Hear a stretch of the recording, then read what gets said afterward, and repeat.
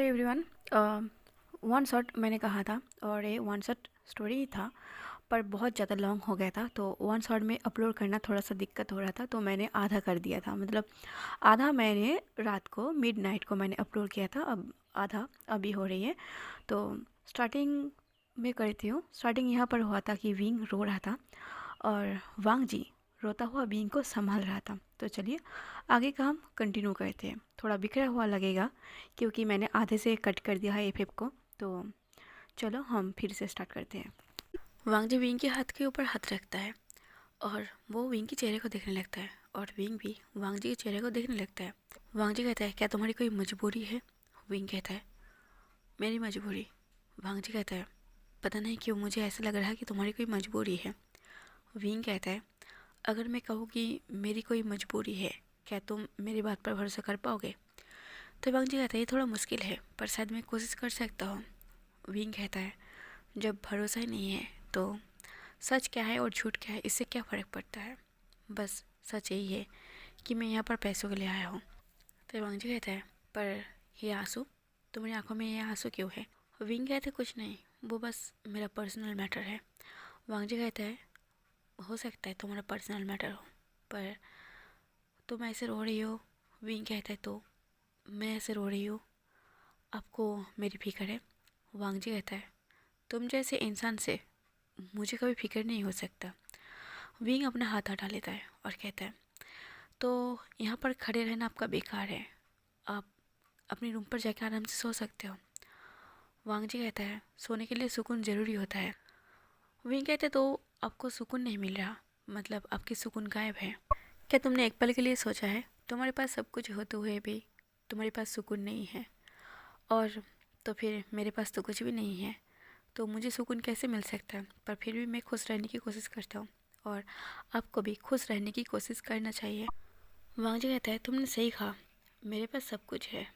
सब कुछ का मतलब है, तुम्हारी भाषा में अगर कहूँ तो मेरे पास पैसे हैं, और जैसे कि तुम्हें लगता है पैसा ही सब कुछ है।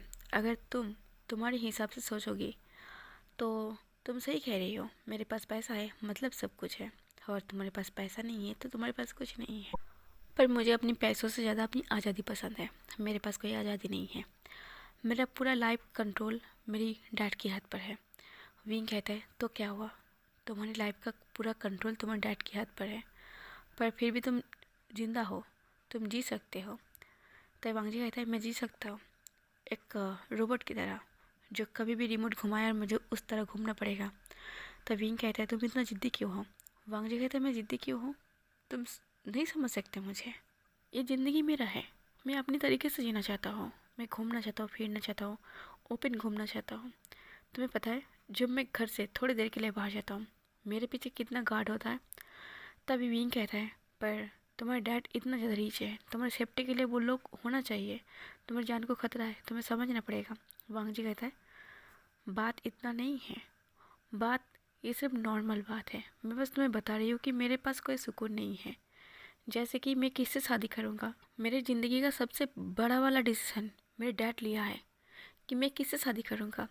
उस टाइम पर मैं डिप्रेशन में आ गया था क्योंकि मुझे शादी नहीं करना था, पर उनके हिसाब से मुझे शादी करना है।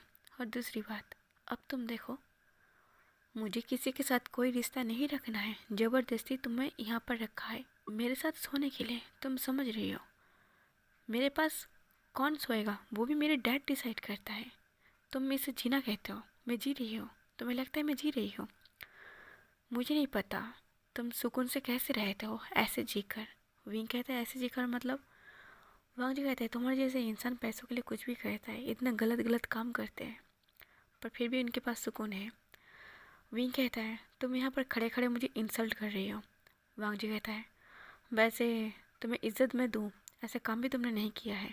विंग वांग जी की तरफ देखने लगता है और एक फेक स्माइल के साथ कहता है, लान वांग जी, क्या आपको पता है कीचड़ कोमल में खिलता है? वांग जी कहता है, ये तो सबको पता है, इसमें क्या बड़ी बात है। विंग फिर से एक बार फेक स्माइल देता है और फेक स्माइल के साथ वो आसमान की चांद को देखने लगता है। विंग काफ़ी टाइम ऐसे खड़े होके वो चांद को देख रहा था और वांग जी बस विंग को देख रहा था, क्योंकि विंग के दिल में एक अजीब सा सुकून था। विंग के चेहरे पर खुशी झलक रहा था और विंग को इतना खुश देखकर वांग जी हैरान से विंग को पूछता है, इतना सुकून तुम कहाँ से लाते हो? विंग कहता है, आपको जानना है, जब इंसान को एक कीमती चीज़ मिल जाता है उसके बाद उसे किसी चीज़ का पाने का चाहत ना हो, वो इंसान खुश ना रहे तो कौन रहेगा? और सुकून इसे कहता है।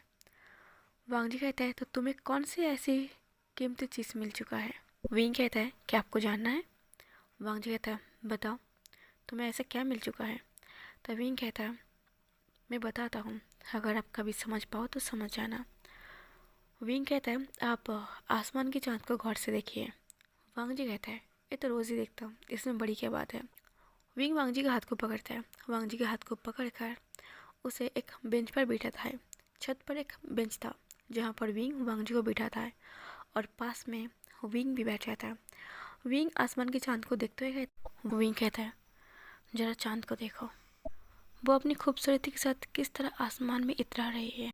चाँद पर तो दाग भी है, पर फिर भी वो अपनी खूबसूरती के साथ वो सुकून से इतराती है। और इसका वजह आपको पता है? वांग जी कहते हैं, इसका वजह?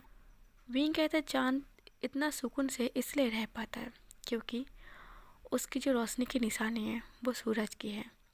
सूरज हमेशा अपनी प्यार से जलता रहा और चाँद उसी सूरज की थोड़ा सा हिस्से से आसमान में इतनी खूबसूरती से इतराते रहे, वो सुकून से जीते रहे और सूरज हमेशा उसकी प्यार की आग में जलते रहे। अगर चाँद अपने आप में कमी देखता तो वो कभी खुश नहीं हो पाता। वो अपनी कमी के साथ भी खुद को अपनाया और अपने आप को खूबसूरती के साथ प्रदर्शन किया। तो तुम समझ सकते हो। वांग जी कहता है, चाँद और रोशनी की कहानी मुझे क्यों सुना रही हो? मैंने तुमसे पूछा तुम इतना सुकून से क्यों रहते हो? विंग कहता है, मुझे नहीं पता, मैंने बस आपको स्टोरी सुनाया, आप समझ जाओ तो समझ जाओ। वांग जी कहता है, कितना बकवास है। विंग कहता है, वो लोग खुद तो अपना लव स्टोरी बताया नहीं होगा और चाँद और सूरज कपल है या फिर नहीं किसी को नहीं पता, बस हम लोग ही हैं जो ऐसा कहानी बनाते रहते हैं। तो मैंने भी बना दी क्योंकि आपको जानना था मुझे सुकून कहाँ से मिलता है। तो मैं अपने आप में ही कुछ भी सोच लेता हूँ खुश होने के लिए, जैसे कि अभी मैंने कुछ सोच लिया चाँद और सूरज के बारे में। तो वांग जी कहता है, तुमसे तो बात करना ही बेकार है। विंग थोड़ा अपसेट हो गया था। विंग अपसेट होते हुए वो वांग जी कंधों पर अपना सर रख देता है। वांग जी अपने कंधे हटा रहा था पर विंग फिर भी अपना सर वांग जी कंधों पर रखा हुआ था। क्या मैं कुछ लाइन बता सकता हूँ? वांग जी कुछ नहीं कहता, फिर भी विंग कहता है, मैं कलंक ही सही तो इश्क है मेरा, मैं कीचड़ ही सही तो कमल है मेरा, वो है तो मैं बिखरे हुई शाम को भी समेट लेता हूँ मैं, वो है तो ये ज़िंदगी मेरा ख्वाब से भरा हुआ है, वो है तो मेरा ख्वाब भी मुझे सच्चा लगता है, वो है तो फिर भी मुझे अपना इश्क सच्चा लगता है। सच्चाई यही है कि मेरा इश्क मुकम्मल इश्क नहीं है, पर फिर भी हर रोज़ उसकी चेहरा देखते हुए खुद को बर्बाद कर रही हूँ। विंग वांग जी कंधों पर सर रखे वो बैठा हुआ था, पर पता नहीं विंग की आँख कब लग जाता है और वांग जी वहाँ पर चुपचाप बैठा हुआ था। वो चुपचाप बैठ के कुछ सोच नहीं रहा था, बस चुपचाप बैठा हुआ था। एक सेकंड में वांग जी रियलाइज़ करता है कि कुछ सेकंड में ही सही, शायद वो चैन से रहा था, कुछ सेकंड के लिए ही सही उसे सुकून मिला था। सुकून का मतलब क्या है? वांग जी अकेला बैठा था, फिर भी वांग जी को कोई बातें परेशान नहीं किया था। वांग जी के दिमाग में कोई बात नहीं आया था। वांग जी बस चुपचाप बैठा हुआ था, ना तो कोई परेशानी, नहीं तो कुछ और चीज़ें, कुछ और बातें जो वांग जी के दिमाग में आ रहा था। वांग जी सोचता है, क्या इसी को सुकून कहता है? फिर वांग जी को रियलाइज़ होता है कि उसके कंधों पर सर रख के ना जाने विंग कब से सो रहा और वांग जी को इस बात का कोई ख्याल भी नहीं था। कम से कम 1 से 2 घंटा हो गया था कि विंग इस तरह उसकी कंधों पर सर रख के सो रही है और वांग जी इस तरह बैठा हुआ है। तो वांग जी कहता है, क्या इसी को सुकून कहता है? क्या विंग मेरा सुकून बन चुका है? नहीं, ऐसा नहीं हो सकता। ऐसा बोल के वांग जी जैसे ही वो विंग को हटाने जाता पर विंग गहरी नींद में था। वांग जी विंग को टच करने वाला था, उसे टच करके उसे हटाने वाला था, पर वांग जी टच नहीं कर पा रहा था। वांग जी 2-3 बार विंग को आवाज़ लगाता है, विंग उसका रिएक्शन भी देता है, पर विंग नींद से नहीं जागता। तभी वांग जी विंग को उठाकर उसे बेडरूम पर ले जाने लगता है और उसे सुलाने लगता है। पर वांग जी जब विंग को सुलाने गया था, वांग जी बस विंग के चेहरे को ही देख रहा था। विंग के पास से एक बॉडी सेंट एक इस तरह ऐसा आता है जो वांग जी को पूरी तरीके से पिघल देता है। वांग जी यहाँ पर पिघल रहा था विंग का चेहरा देखते ही।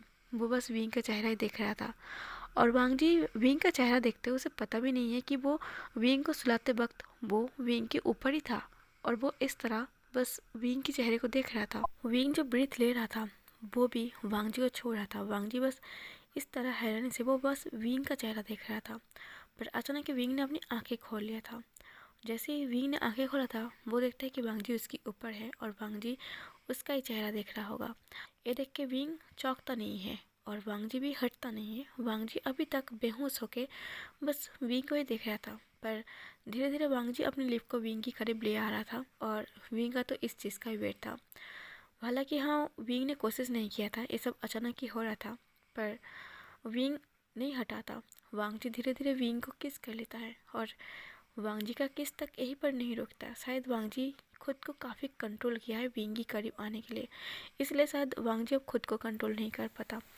वो बस विंग को किस किए जा रहा था। विंग को किस करते करते एकदम विंग के नेक पर आता है। विंग के नेक से लेकर उसकी शर्ट की बॉटम को ओपन करने लगता है और वांग जी पूरी तरीके से विंग को यूज़ कर रहा था, पूरी तरीके से उसे किस कर रहा था, हर जगह पर किस कर रहा था।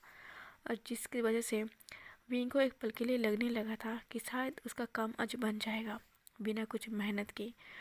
पर एन मौके पर वांग जी खुद को रोकता है। मतलब वांग जी जब हद से ज़्यादा बढ़ गया था, बस इंटीमेट होना ही बाकी था, मतलब बस मेकआउट हुआ था। वांग जी अचानक ही विंग से हटता है और विंग तो हाथ पकड़ लेता है, कहता है तुम कहाँ जा रही हो। वांग जी कहता है नहीं, मैं तुम्हारे साथ ऐसा कुछ नहीं करूँगा, मरते दम तक नहीं करूँगा। विंग कहता है ओके फाइन, मत करो, पर इस तरह उठकर मत जाओ। वांग जी कहता है मैं अपनी रूम पर जा रही हूँ। विंग कहता है प्लीज़, मुझे तुम्हारी ज़रूरत है, मेरे साथ कुछ करने की ज़रूरत नहीं है, पर आज मेरे साथ रुक जाओ। वांग जी कहता है पर क्यों। विंग कहता है बस जिस तरह विंग प्यार से बोला था, वांग जी का दिल यहाँ पर फिर से पिघल जाता है। जैसे कि वांग जी का दिल काम ही नहीं करता विंग के सामने। वांग जी कहता है मैं वॉशरूम जा रही हूँ। ऐसा बोल के वांग जी उसी रूम के वॉशरूम पर जाता है। उस रूम पर जाके वो खुद की मुंह पर और बॉडी पर थोड़ा सा पानी डालता है। वो खुद को थोड़ा फ्रेश कर लेता है क्योंकि वो काफ़ी ज़्यादा बहक गया था, उसे होश पे आने की ज़रूरत है। जब वांग जी खुद को ठीक कर रहा था तब विंग यहाँ पर वो कुछ चालाकी करता है जो विंग को हमेशा नफरत करने के लिए काफ़ी था। विंग यहाँ पर एक मेडिसिन मिला देता है वांग जी को पिलाने के लिए। विंग आज हार नहीं मान सकता क्योंकि विंग को कुछ भी करके काम करना है, कैसे भी करके करना है और आज सही मौका है। वांग जी इतनी हद तक आगे बढ़ चुका था, अब विंग पीछे नहीं हट सकता। विंग को पता है अगर इस टाइम पर वो ये ऐसे हरकत करेगा तो वांग जी खुद को रोक नहीं पाएगा और विंग को इस चीज़ की ज़रूरत है। भले ही वांग जी उसे उम्र भर नफरत करता रहे, जिंदगी भर नफरत करता रहे, वांग जी की नफरत सह सकता है पर उसकी माँ को वो इस हालत पर नहीं देख सकता। विंग जब पानी में मेडिसिन मिलाने ही वाला था, एक पल के लिए विंग सोचने लगता है क्या ऐसे करना सही होगा, वांग जी के साथ धोखा होगा। फिर विंग को अपनी माँ याद आता है। विंग सोचता है धोखा, धोखा कहाँ से हुआ। वांग जी उसे जिस तरह सोचता है वो बस उसी तरह काम कर रही है। विंग सोचता है वैसे भी वांग जी सही है, मैं पैसों के लिए कुछ भी कर रही हूँ और पैसा सच में मेरे लिए बहुत ज़्यादा इम्पोर्टेंट है। इसलिए विंग कुछ ना सोचते उस पानी में एक मेडिसिन मिला देता है। वांग जी जब वॉशरूम से बाहर आता है, विंग कहता है तुम ठीक हो। वांग जी कहता है हाँ मैं ठीक हूँ। ऐसा बोल के जब वांग जी जा रहा था, विंग फिर से वांग जी का हाथ पकड़ लेता है और कहता है तुम कहाँ जा रही हो। वांग जी कहता है मैं अब यहाँ पर नहीं रुक सकता, मुझे अपनी बेडरूम पर जाना है। विंग कहता है पर वांग जी मैंने तुम्हारे साथ कुछ नहीं किया था, जो कुछ भी कर रहे थे तुम कर रहे थे। वांग जी कहता है सॉरी। विंग कहता है कोई बात नहीं, सॉरी की कोई बात नहीं है और मैं तुम्हारे साथ कुछ भी नहीं करूँगा, मतलब तुम्हारे साथ कोई ज़बरदस्ती नहीं करूँगा, बस मेरे पास रुक जाओ। मुझे ज़रूरत है, मैं थोड़ा अपसेट था तुम्हें पता है। वांग जी कहता है पर विंग तुम खुद को संभाल सकते हो। विंग कहता है हाँ मैं संभाल सकता हूँ पर प्लीज़ रुक जाओ। एक दोस्त होने के नाते मैं तुम्हारे पास बिल्कुल एक दोस्त की तरह रहूँगा और सच कहूँ तो मैं तुम्हें दोस्त मानने लगा हूँ। वांग जी कहता है तुम मुझे दोस्त मानने लगे हो, तुम सच कह रहे हो, तुम मेरे साथ कुछ गलत नहीं करोगे, मैं जो करना नहीं चाहता तुम मेरे साथ ज़बरदस्ती नहीं करोगे। विंग कहता है पक्का मैं तुम्हारे साथ कुछ नहीं करूँगा, मेरे ऊपर भरोसा रखो। ऐसा बोल के विंग वांग जी का हाथ पकड़ के उसे बेड पर ले आता है और वो दोनों ही एक ही बेड पर दोनों सो जाता है। दोनों अलग अलग सोया हुआ था। विंग पहले तो ऐसा दिखाता है कि वो उसके साथ बिल्कुल अच्छा है, ज़बरदस्ती नहीं करना चाहता। पर कुछ टाइम बाद वांगजी की बॉडी जब रिएक्ट में आ रहा था, विंग को समझ आ रहा था कि वांगजी की बॉडी रिएक्ट में आ रही है। तब विंग वांगजी के करीब जाता है, उसे एकदम के लिए हक कर लेता है। वांगजी एकदम के लिए चौंकते हुए कहता है, तुम ये क्या कर रही हो? विंग कहता है, कुछ नहीं, बस ऐसे ही। वांगजी कहता है, प्लीज़ विंग, मुझसे थोड़ा अलग रहो। विंग कहता है, अच्छा ठीक है। ऐसा बोल के विंग वांगजी को छोड़ देता है, ज़बरदस्ती नहीं करता, क्योंकि विंग को दिखा ना था वो ज़बरदस्ती नहीं करना चाहता। पर वांगजी काफ़ी हद तक खुद को कंट्रोल करता है और विंग थोड़ा थोड़ा अपना ओमेगा फेरोमोन्स रिलीज कर रहा था। वांगजी कहता है, विंग तुम ये क्या कर रही हो? विंग कहता है, मैंने क्या किया? वांगजी कहता है, मुझे समझ में आ रही है, शायद तुमने कुछ गलत किया है मेरे साथ। विंग कहता है, प्रॉमिस मैंने कुछ नहीं किया। वांगजी कहता है, तुम सच बोल रही हो ना, तुमने मेरे साथ कुछ नहीं किया? विंग कहता है, नहीं वांगजी, मैंने तुम्हारे साथ कुछ नहीं किया। वांगजी खुद को कंट्रोल कर ही रहा था, पर एकदम के लिए वांगजी इस तरह बहक जाता है कि वो विंग के बिल्कुल करीब आता है। वो खुद को कंट्रोल करता है, वो किस ना करे, पर इस तरह वो बहक गया था, वो खुद को रोक नहीं पाता और उस रात वो विंग के साथ इंटीमेट हो जाता है। वांगजी के सोच के साथ वो रात ख़त्म होता है। अभी थोड़ा सा हम सीन को स्किप करके कुछ दिन के बाद, विंग बड़ी मन लगा के काम कर रहा था। जिस शॉपिंग मॉल पर विंग काम करता है, कस्टमर को संभाल रहा था, चीज़ों को संभाल के रख रहा था। कस्टमर को संभालते हुए बहुत सी सारी चीज़ इधर उधर हो रहा था। जो विंग ऐसे मन लगा के काम कर रहा था, तब विंग के पास एक लड़की आता है। ये था सुयाली। सुयाली को देखने के बाद ही विंग एकदम के लिए शॉक्ड हो जाता है और थोड़ा सा खुश हो जाता है। विंग बड़ी खुश होते हुए कहता है, सुयाली तुम यहाँ पर? याली कहता है, हाँ मैं यहाँ पर, तुम्हारे लिए एक सरप्राइज़ है। विंग कहता है, सरप्राइज़? और मेरे लिए? ऐसा बोलती सोयाली पीछे से आयुन को निकालता था। आयुन याली के पीछे छुपा हुआ था। जैसे आयुन बाहर आता है, विंग की चेहरे की चमक बढ़ जाता है और बहुत ज़्यादा खुश हो जाता है। वो आयुन के सामने घुटने टेक कर बैठ जाता है। उसे टच करने ही वाला था, पर अपने हाथ को रोक लेता है। फिर वो दोबारा आयुन को टच करता है, क्योंकि विंग को हिम्मत नहीं मिल रहा था। विंग तुरंत ही अपनी बेटे को गले से लगा लेता है और वो बहुत ज़्यादा खुश हो जाता है। आयुन को समझ में नहीं आ रहा था कि एक इंसान उसके साथ इतना प्यार से क्यों मिल रही है। आयुन कुछ नहीं कहता, वो तो फिलहाल 3 साल का एक बेबी था, वो चुपचाप बस खड़ा ही था। तुरंत ही विंग आयुन को अपनी गोद पे उठा लेता है और गोद पे उठाते हुए उसके साथ खेलने लगता है। उसे बहुत कुछ बातें बता रहा था, बहुत कुछ खिलौना दिखा रहा था, उसे चॉकलेट खाना है या फिर नहीं, कौन सा चॉकलेट खाना है, ये सब कुछ दिखा रहा था। विंग की खुशी का कोई ठिकाना ही नहीं था और विंग भूल गया था कि उसके साथ सोयाली है। विंग कुछ क्वेश्चन वगैरह बात नहीं किया था, वो सीधे आयुन के साथ अपना वक्त बिताने लगता है। वो सब कुछ भूल गया था आयुन को इतना पास पाकर। तभी तुरंत सोयाली कहता, विंग अब वक्त हो चुका है। तब विंग एकदम के लिए होश पर आता है, जैसे कि वो होश पर नहीं था। तभी विंग की स्माइल एकदम के लिए गायब हो जाता है और वो आयुन को नीचे उतारता है। याली कहता है, सॉरी, उस दिन मैंने तुम्हें बहुत बातें सुनाया था, मुझे एक रिग्रेट था कि मैंने तुम्हें बहुत कुछ बातें सुनाई। दरअसल ये जॉब मेरे लिए बहुत ज़्यादा इंपॉर्टेंट है और इसलिए शायद मेरी जॉब की मुझे फिक्र था और मैंने बहुत कुछ सुना दिया, इसलिए मैंने सोचा आयुन को एक बार तुमसे मिला लो शॉपिंग के बहाने। तब विंग कहता है, पर तुम्हें कैसे पता मैं इस मॉल पर काम कर रही हूँ? याली कहता है, दरअसल मैं एक दिन आयुन को लेकर जब जा रहा था, तो मैंने तुम्हें इस मॉल से बाहर आते हुए देखा था और इस मॉल के यूनिफॉर्म जो तुम पहने हुए हो, तब मुझे पता चला कि तुम यहाँ पर कस्टमर सर्विस के लिए हो। तब विंग कहता है, ओह तो तुम्हें ऐसे पता चला?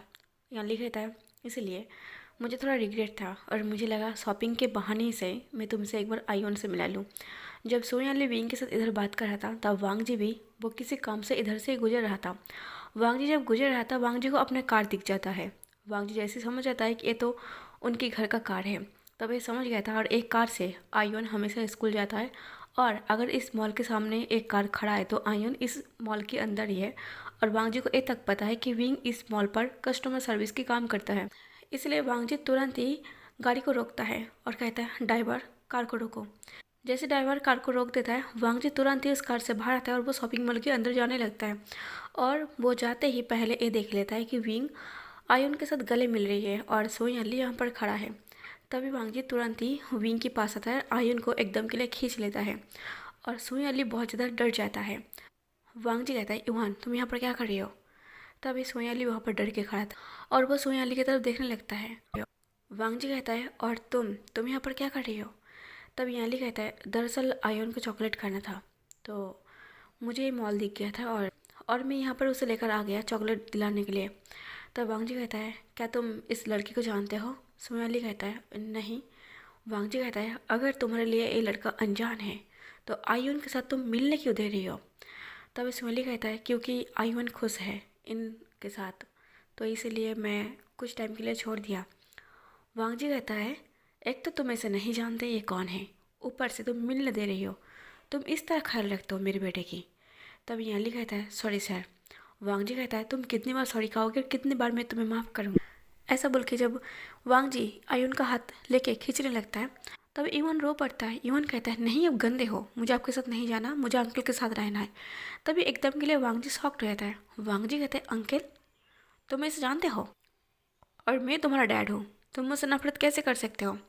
तभी इवन कहता है अब बहुत गंदे इंसान हो, आप हमेशा मुझ पर चिल्लाते हो, आप हमेशा मुझसे नफरत करते हो। अरे ये अंकल मुझे नहीं जानता फिर भी ये मुझसे कितना प्यार करता है, मुझे इनके साथ रहना है। तभी वांग जी को इतना ज़्यादा गुस्सा आता है। वांग जी गुस्से से वो विंग के पास आता है और कहता है तुमने मेरे बेटे को क्या सिखा दिया, क्या मेरे बारे में कुछ झूठ बोला है। एक पल में तुमने ऐसा क्या किया कि आयुन तुम्हारे साथ रहने के लिए तैयार है, वो मेरे साथ नहीं जाना चाहता, हालांकि मैं उसका डैड हूँ। विंग कहता है वांग जी ये तो तुम ही देख लो, तुम उसके साथ कैसा बिहेव करते हो, जिसकी वजह से तुम्हारे खुद के बेटे तुम्हारे साथ 3 साल रह रहा फिर भी वो तुम्हें पसंद नहीं करता, और मेरे साथ मिले हुए 3 घंटे भी नहीं हुए। शायद उसे जो प्यार चाहिए वो मेरे पास उसे मिल रही है, इसीलिए। वांग जी कहता है मैं अपनी बेटी के साथ कैसे बिहेव करूँ वो मुझे तुमसे सीखना है, तुम्हारे जैसे इंसान से। विंग कहता है मेरे जैसे इंसान से सीखने की कोई ज़रूरत नहीं है, बस आयुन क्या चाहता है उस पर ध्यान दो, उसे कैसा प्यार चाहिए उस पर फोकस करो, मेरे ऊपर नहीं। वांग जी कहता है आइंदा मेरे बेटे से मिलने की ज़रूरत भी मत करना। विंग कहता है तुम्हारा बेटा है, तुम संभालो, तुम देखो वो मेरे पास ना आए। विंग आयुन के पास जाता है और घुटने टेक कर बैठता है और कहता है आयुन अब अपने डैड के साथ जाओ और वो जो बोलता है वही करो, ज़्यादा जिद मत करना। तभी आयुन विंग के फेस पर हाथ रखता है और उसे टच करते हुए कहता है आप कौन हो, आप मुझसे इतना प्यार क्यों कर रहे थे। विंग कहता है मैं कोई नहीं हूँ, बस एक इंसान हूँ। वांग जी तुरंत ही आयुन को खींच के अपने पीछे छुपा लेता है और कहता है मेरे बेटे से दूर रहो, मेरे बेटे से मत मिलना और उसके साथ ऐसी बातें मत करना। ऐसे बोल के वांग जी आयुन को लेके वो मॉल से चला जाता है। वहाँ पर सुयानली खड़ा था। विंग कहता है सॉरी यानली, मेरे लिए तुम्हें इतना कुछ सुनना पड़ा। यानली कहती सॉरी की कोई बात नहीं है, पर एक बात अच्छी है, मैंने कुछ एक अच्छा चीज़ देखा है। तब विंग कहता है तुमने क्या नोटिस की है। यानली कहता है वो आयुन को प्यार करने लगा है, शायद तुम्हारी वजह से। विंग कहता है मेरी वजह से। सुयानली कहता है मुझे ऐसे क्यों लगता है, वो जेलस है। विंग कहता है मुझे तुम्हारी बातें समझ नहीं आया। यानली कहता है मैं चलता हूँ, अगर ज़्यादा बात की तो उनको शक हो जाएगा कि मैं तुम्हें पहले से जानता हूँ। ऐसा बोल के यानली आधे अधूरे बात करके वहाँ से चला जाता है। वांग जी आयुन को लेके वो अपने घर जाता है और वो आयुन को कहता है आप उस लड़के से दोबारा नहीं मिलोगे। आयुन कहता है पर वो अंकल बहुत अच्छा था, मुझे उनके साथ अच्छा लग रहा था। वांग जी कहते हैं आयुन मैंने मना की है, उसके बारे में बात मत करना, उससे मिलना तक नहीं। ऐसा बोल के वांग जी अपने घर पर चला जाता है। सच में वांग जी को जेलस हो रहा था कि आयुन विंग को कैसे प्यार कर सकता है, उसके साथ कैसे इतना अच्छे से बिहेव कर सकता है। वो उसका डैड है, उसके साथ उसे अच्छे से बात करना चाहिए, उसके साथ अच्छे से मिलना चाहिए, जितना प्यार है उसे करना चाहिए, वो विंग को क्यों प्यार करे। दरअसल वांग जी को एक बात डरा रहा था अगर आयुन और विंग मिल जाए, आयुन वांग जी को छोड़कर चला ना जाए और विंग आयुन को उससे छीन ना ले। वैसे भी वांग जी सोचता है कि उसके पास कुछ नहीं है आयुन के अलावा। भले वांग जी ये बात नहीं कहता पर वांग जी को पता है आयुन के अलावा उसके पास और कुछ नहीं है। वांग जी जब रात को सो रहा था वांग जी को एक सपना आता है। वांग जी सपने में ये देखता है कि विंग आयुन को उससे छीन रही है। वांग जी सपनों में ये देखता है कि विंग ये दावा कर रही है कि आयुन उसका बेटा है, तो वो अपना बेटा वापस पाना चाहता है। जब वांग जी ये सपना देखता है अचानक से वांग जी का सपना टूट जाता है और वांग जी एकदम के लिए गहरे गहरे सांस लेने लगता है। वांग जी तुरंत ही अपने रूम से वो भाग के आयुन के रूम पर जाता है और वहाँ जाके देखता है कि आयुन अच्छे से सो रही है और पास में यानली भी है। वांग जी तुरंत ही आयुन को अपनी गोद पर लेता है और गोद पर लेके वो अपनी बेडरूम पर चला जाता है और इवान अभी तक सो रहा था। वांग जी इवान को लेकर इतना ज़्यादा घबरा गया था कि उसे एक पल के लिए लगा था कि विंग उससे छीन लेगा। वांग जी फिर से शायद डिप्रेस्ड हो रहा था ये सोच सोच के कि विंग उसकी लाइफ को दोबारा बर्बाद कर देगा, विंग शायद उसकी खुशियाँ फिर से छीन लेगा। और इसी डर ने और इस चीज़ से एक अच्छा चीज़ हुआ था आयुन के साथ, जैसे कि वांग जी आयुन को स्कूल छोड़ देना, स्कूल से वापस ले आना, फिर उसके साथ वक्त बिताना। जैसे कि विंग ने कहा था कि आयुन को जैसे पसंद है वैसे रहा करो। तो वांग जी बस कोशिश कर रहा था, पर वांग जी इस कोशिश में शायद नाकाम था, क्योंकि अब तक वांग जी जिस तरह आयुन के साथ बिहेव किया था, आयुन को ये भूलने के लिए थोड़ा मुश्किल है। जब भी आयुन अपनी डैड वांग जी को देखता है तब तब आयुन खुद को सिमट लेता है, मतलब डर के मारे वो सिमट जाता है।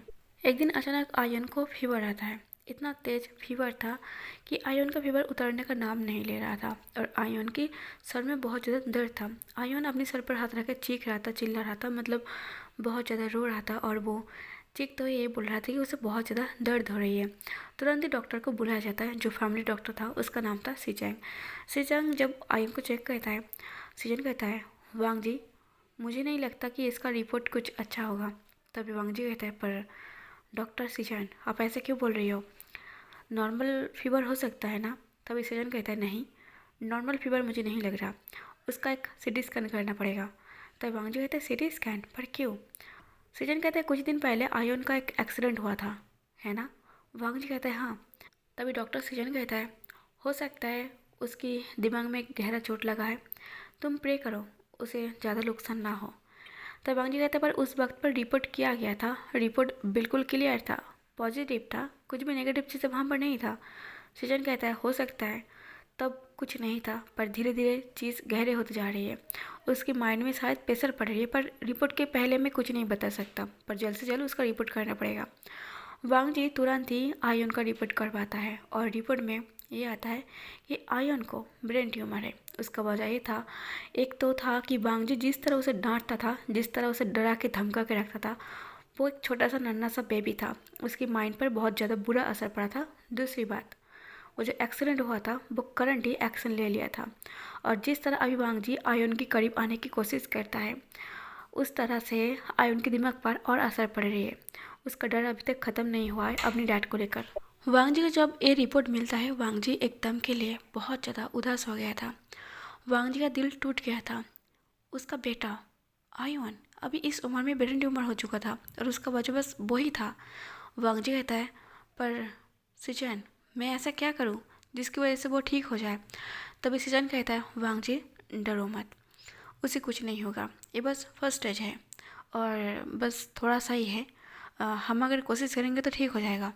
बस तुम्हें इतना ख्याल रखना है कि उसकी दिमाग पर और असर न पड़े, मतलब कुछ ऐसे करो जिसकी वजह से वो खुश रहे, उसके दिमाग पर और असर न पड़े। तभी वांग जी कहता है, पर मैं ऐसा क्या करूं, मुझे आयुन के बारे में कुछ नहीं पता। ये बड़ी दुख की बात है कि मैं अपने बेटे को नहीं समझा। एक छोटे से बेबी के साथ मैंने बहुत बुरा बर्ताव की। आयुन का जो ये हाल है इसका वजह मैं ही हूँ अब, और अब मैं वही करूँगा जिसकी वजह से आयुन ठीक रहे। उसकी भलाई के लिए मुझे जो करना पड़े मैं वही करूँगा। तभी सीजन कहता है, बस उसे खुश रखने की कोशिश करो, उसकी खुशी क्या है वो देखो। तब वांग जी कहता है, पर मुझे कैसे पता चलेगा। वांग जी कहता है, शांति से आयुन को पूछो उसे क्या चाहिए, फिर वही करो जो उसे खुश रखता है। कम से कम वो इतना तो तुम्हें बता पाए कि वो कौन सी बात पर खुश हो जाएगा। वांग जी घर जाता है बहुत ज़्यादा निराश होकर, और वो जाके अपने डैड को बताता है कि आयुन को ब्रेन ट्यूमर है। लन गुरन को ये बात सुन के ज़्यादा कुछ फ़र्क नहीं पड़ता। वांग जी कहता है, डैड आप इतना नॉर्मल क्यों हो। लन गुरन कहता है, नॉर्मल क्यों हूँ, अब हुआ है तो हुआ है, इसमें मैं क्या कर सकता हूँ। वांग जी बहुत ज़्यादा हैरान हो जाता है और कहता है, इतने दिन से आप उन्हें अपना बारिश मानते थे और एक बारिश के लिए आपने इतना कुछ किया, आयुन के लिए, जब फाइनली आयुन खतरे में है तो आपको कुछ फ़र्क नहीं पड़ता। लालकौन कहता है, अगर आयुन को कुछ हो जाता है तो मेरे पास तुम हो, मैं फिर से किसी ओमेगा के लाऊंगा। वांग जी को इतना ज़्यादा गुस्सा आता है, वांग जी लिटरली वो बहुत ज़ोर से चिल्लाता है और बहुत ज़ोर से चिल्लाते कहता है, मिस्टर लानमांग जी आपने मुझे क्या समझ के रखा है। तभी लानकुरान शॉक्ट हो जाता है कि फर्स्ट टाइम वांग जी उसके ऊपर चिल्लाया था। लानकुरान कहता है, वांग जी तुम मेरे ऊपर चिल्ला रही हो। वांग जी कहता है, काश मैं एक छोटे से बेबी के ऊपर ना चिल्ला कर मैं आपके ऊपर चिल्लाता तो शायद आज मुझे ये दिन नहीं देखना पड़ता। आपने मुझे क्या समझ के रखा है, मैं कोई इंसान नहीं हूँ, मैं आपका हाथ का खिलौना हूँ, जो आपका जिस तरह मन चाहे आप मेरे साथ वैसे खेलोगे। अगर आयुन को कुछ हो जाए तो फिर आप और ओमेगा लाओगे विंग की तरह, फिर उसे मेरे रूम तक भेजेंगे एक बारिश के लिए। दुनिया कहता है कि मैं पागल हूँ, पर असलियत में आप पागल हो, आपकी माइंड ठीक नहीं है, आपको इलाज की ज़रूरत है या तो फिर आपको पागल खाने की ज़रूरत है। वांग जी जब चिल्लाते हुए बात कर ही रहा था तब अचानक ही दौड़ते हुए आयुन आ जाता है और आयुन के पीछे पीछे सुयाली भी आ जाता है। और जैसे ही वो वांग जी को देख लेता है वो एकदम के लिए चुपचाप खड़ा हो जाता है क्योंकि वो वांग जी से बहुत ज़्यादा डरता है। और जैसे ही वांग जी आयुन को देख लेता है वो जो अपनी डैड के ऊपर चिल्ला रहा था वो एकदम के लिए शांत हो जाता है क्योंकि वो ये अपना डरावना रूप वो आयुन के सामने नहीं लाना चाहता। वांग जी तुरंत ही लान कुरान को इग्नोर करके वो वांग जी के सामने आता है और घुटने टेक कर बैठ जाता है। वो आयुन के फेस को टच करके वो आयुन को कहता है, आपको क्या चाहिए बेटा। जैसे उसने बेटा कहा था वांग जी की आंखों में नमी आ गया था और आयुन शॉक्ड हो गया था। वांग जी कहता है, आयुन मैं आपका डैड हूँ, मुझे प्यार दिखाना नहीं आता पर आपकी डैड आपसे बहुत ज़्यादा प्यार करता है। अब मुझे कहिए आपको क्या चाहिए, आपको ऐसी कौन सी चीज़ खुशी देता है, मैं आपके लिए सब कुछ करना चाहता हूँ। तभी आयुन सोच में पड़ जाता है। वांग जी कहता है, बताओ तुम्हें ऐसी कौन सी चीज़ है जिससे पाकर तुम्हें बहुत ज़्यादा खुशी महसूस होता है। तभी आयुन अपनी आंखें को बंद करता है। आयुन अपनी आंखें को जैसे ही बंद करता है आयुन के पास एक चेहरा याद आता है, वो है विंग का। क्योंकि इतने टाइम में अगर वांग जी को कोई एक अपनापन प्यार जैसा महसूस हुआ था वो था विंग से। भले आयुन और विंग बहुत ही कम टाइम के लिए मिला था, शायद 10 या 15 मिनट के लिए मिला ही था, पर 10-15 मिनट में विंग ने आयुन से इतना ज़्यादा प्यार किया था जैसा उसे प्यार चाहिए था अपनी वांग जी डैड से, वो प्यार उसे विंग से मिला था। तभी आयुन आंख बंद करते हुए कहता है, मुझे वो अंकिल चाहिए। तभी वांग जी शॉक्ड हो जाता है और वांग जी के आंसू जो आंखों में था वो नीचे टपक के गिर जाता है। तभी वांग जी कहता है, क्या। आयुन कहता है, मुझे वो शॉपिंग मॉल वाले अंकल चाहिए। वांग जी कहता है, सीरियसली तुम्हें वो अंकल चाहिए। तभी आयुन डर के वो यानली के पीछे खड़ा हो जाता है और वांग जी वहाँ पर शॉक्ड होकर बैठा रहता है। वांग जी जब शॉक्ड होकर बैठा रहता है तब पीछे से लानकुरन चिल्लाते कहते हैं, अगर उस लड़के को दोबारा इस घर में जगह दी ना वांग जी, देख लेना। वांग जी तुरंत ही अपने डैड की तरफ इतना गुस्से भरी आंखों से देखता है कि लानकुरन एक पल के लिए डर गया था, उसकी आंखों में आग बरस रहा था और तुरंत ही अपनी आंखें को चेंज करते हुए मतलब एक नॉर्मल सॉफ्ट आइज़ के साथ वो यानली की तरफ देखने लगता है और यानली को कहता है, आयुन अपनी रूम पर लेकर जाओ। सो यानली जल्दी से आयुन को लेकर अपनी रूम पर चला जाता है। वांग जी तुरंत ही लानकुरान के पास आता कहता है, मिस्टर लानकुरान, आपको डैड कहने में भी मुझे शर्म आ रही है। मैं विंग को इस घर में लेकर आऊँगा सिर्फ आयुन के लिए। ज़िंदगी भर आप एक अच्छे डैड नहीं बन पाए हो, कम से कम मुझे बनने दो, क्योंकि इस वक्त आयुन के अलावा मुझे और कुछ दिख नहीं रहा। मेरी आंखों में अगर कुछ दिख रही है वो है आयुन का जीना, उसका जिंदा रहना। मैं अपने बेटे को नहीं खो सकता। ऐसा बोलकर वांग जी एक सेकंड लेट नहीं करता, वो तुरंत ही अपनी कार पर बैठ जाता है। पर कार को ड्राइव करने से पहले वो एक बार सोचता है आखिर वो क्या कर रही है। वो विंग के पास जा रही है, विंग से माफ़ी मांगकर वो शायद विंग को इस घर पे लेकर आएगा। विंग से वो बहुत ज़्यादा नफरत करता है पर ये उनका आगे कुछ नहीं है। ये सोच के वांग जी कार को ड्राइव करता है और वो तुरंत ही उस मॉल में जाता है। वहाँ पर विंग अभी भी काम कर रहा था। जैसे ही वांग जी विंग के पास आता है और विंग के पास आके खड़ा हो जाता है, विंग कहता है, ओह मिस्टर लान वांग जी, आपको कौन से फ्लेवर की चॉकलेट चाहिए अपनी बेटे के लिए। वांग जी कहता है, जो तुम पसंद करते हो अपनी बेटे के लिए। विंग एकदम के लिए शॉक्ड हो जाता है और कहता है, क्या। आयुन मेरा बेटा है, शायद तुम अभी अभी चढ़ा के आई हो या फिर सपने से उठ कर आए हो। तभी वांग जी कहता है, क्या तुम आयुन से थोड़ा बहुत भी प्यार करते हो। जैसे वांग जी ने ऐसे कहा था विंग तुरंत ही अपनी नज़रों को चुराने लगता है।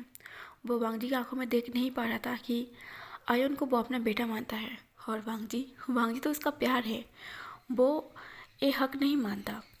इसलिए विंग वांग जी के सवालों का जवाब नहीं दे पाता। वांग जी कहता है, विंग मुझे तुम्हारी ज़रूरत है। विंग कहता है, किस तरह। वांग जी कहता है, आयुन तुम्हें चाहता है और आयुन की ब्रेन ट्यूमर है। जैसे विंग ये सुनता है विंग तुरंत ही हैरान होकर वो वांग जी की तरफ आता है और गुस्से से कहता है, आयुन को ब्रेन ट्यूमर है, तुमने उसका ख्याल नहीं रखा। उसे ब्रेन ट्यूमर कैसे हो सकता है, एक छोटा सा बच्चा है, तुम्हें पता भी है तुम क्या बोल रही हो। और उसे ये बीमारी कैसे हो सकता है मुझे बताओ, उसका तभी खेलने कूदने की उम्र है ना, वो ये बीमारी कहाँ से लेकर आया। तब वांग जी कहता है, विंग सॉरी, इसका वजह मैं हूँ। विंग कहते हैं, इसका वजह तुम हो। वांग जी कहता है, दरअसल मैं आयुन को बहुत ज़्यादा नफरत करता हूँ, उसे इतना ज़्यादा डराया धमकाया, मेरी बातें उसके माइंड पर असर कर रहा था और जिसका वजह ट्यूमर था। और कुछ दिन पहले आयुन का एक्सीडेंट भी हुआ था। तब विंग कहता है, मिस्टर लान मांग जी, आप हमेशा कहते थे कि आपके डैड मिस्टर लनगुरन आपको एक खिलौने की तरह यूज़ किया था, आपको कभी समझा नहीं था। पर आपको क्या लगता है कि आप अपने डैड से बहुत ज़्यादा अलग है? वांग जी कहता है, विंग प्लीज़ सॉरी, क्या तुम मेरे साथ चलोगे मेरे बेटे की खुशी के लिए? क्योंकि मैंने आयुन से पूछा था वो खुश रहने के लिए मैं उसे क्या ला कर दूँ। आयुन ने तुम्हें मांगा है, तुम समझ रही हो, मुझे तुम्हारी ज़रूरत है आयुन के लिए। विंग जब वहाँ पर खड़ा था वो हाँ या फिर ना नहीं कह पा। विंग के साथ उतना सोचने का वक्त नहीं दिया गया था। वांग जी कुछ नहीं सुनता। वांग जी तुरंत विंग के हाथ को पकड़ता है और उसे खींच के ले जाने लगता है और कहता है, अगर तुम ना भी कहते हो तो मैं तुम्हारा नहीं सुनूंगा, मुझे इस वक्त बस अपनी आयुन की फिक्र है। ऐसा बोल के उसके हाथ को खींच कर ले जाने लगता है और वो तुरंत ही बाहर ले जाकर वो उसे कार पर बिठाता है और वो अपनी घर लैंड मैंसन पर लेकर आता है। वांग जब विंग को लेकर अपने घर पर आता है वो सीधा हाथ पकड़ के वो अपने घर के अंदर लेकर आता है और वो आयुन के रूम पर लेकर जाता है और कहता है, आज से तुम आयुन के साथ रहोगे। ऐसा बोल के उसे वहाँ पर छोड़ देता है। छोड़ने के बाद वांग जी वो अपने रूम पर चला जाता है। पर विंग कुछ सोच पाता इससे पहले वो आयुन को अपने सामने देख लेता है।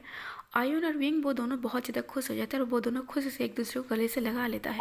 अभी हम सीन को स्किप करके रात के टाइम दिखाते हैं। रात के टाइम विंग आयुन को डिनर करवा रहा था। तभी वांग जी आयुन को चेक करने के लिए आता है पर रूम के अंदर नहीं जाता, क्योंकि वांग जी को पता है आयुन उसे डरता है, शायद उसके सामने वो जाएगा तो आयुन का मूड खराब हो जाएगा। इसलिए वांग जी वो दरवाजे की साइड पर खड़े होकर बस बाहर से देखता है।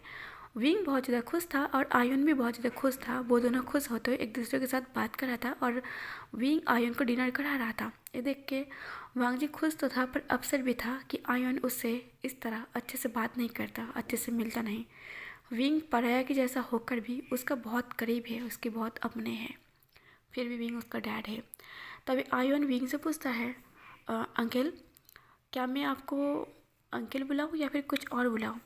तब विंग एक पल के लिए हैरान हो जाता है और वो आयन के चेहरे को देखने लगता है। विंग आयन की फेस को टच करते हुए कहता है, आपको क्या पसंद है? तभी आयन कहता है, अगर मैं वांगजी डैड को, हाँ वो मेरा डैड है, पर अगर मैं डैड कहता हूँ तो वो बहुत ज़्यादा गुस्सा हो जाता है, मैं उन्हें डैड नहीं कह पाता, क्या मैं आपको डैड कहूँ? तभी विंग कहता है, नहीं तुम मुझे डैड मत कहो, मैं ये उम्मीद नहीं लगा सकता और शायद मुझे आदत न पड़ जाए तुम्हारे मुँह से डैड सुनने की। तुम मुझे अंकल ही बोलो, यही सही है, इससे मुझे कोई उम्मीद नहीं होगा। और अगर तुम मुझे डैड कह के पुकारोगे तो शायद तुम्हारी वांगजी डैड को अच्छा नहीं लगेगा। वांगजी ये सारी बातें सुनता है, वो अपने रूम पर चला जाता है। वांगजी अपने रूम पर जाके बैठ जाता है। वांगजी अपने मन में कहता है, विंग तुमसे हर कोई ऐसे प्यार कैसे कर लेता है और हर कोई मुझसे इतना नफरत क्यों करता है? मैं सही होकर भी इतना बुरा इंसान क्यों हूँ और तुम गलत होकर भी इतना अच्छा इंसान क्यों हो?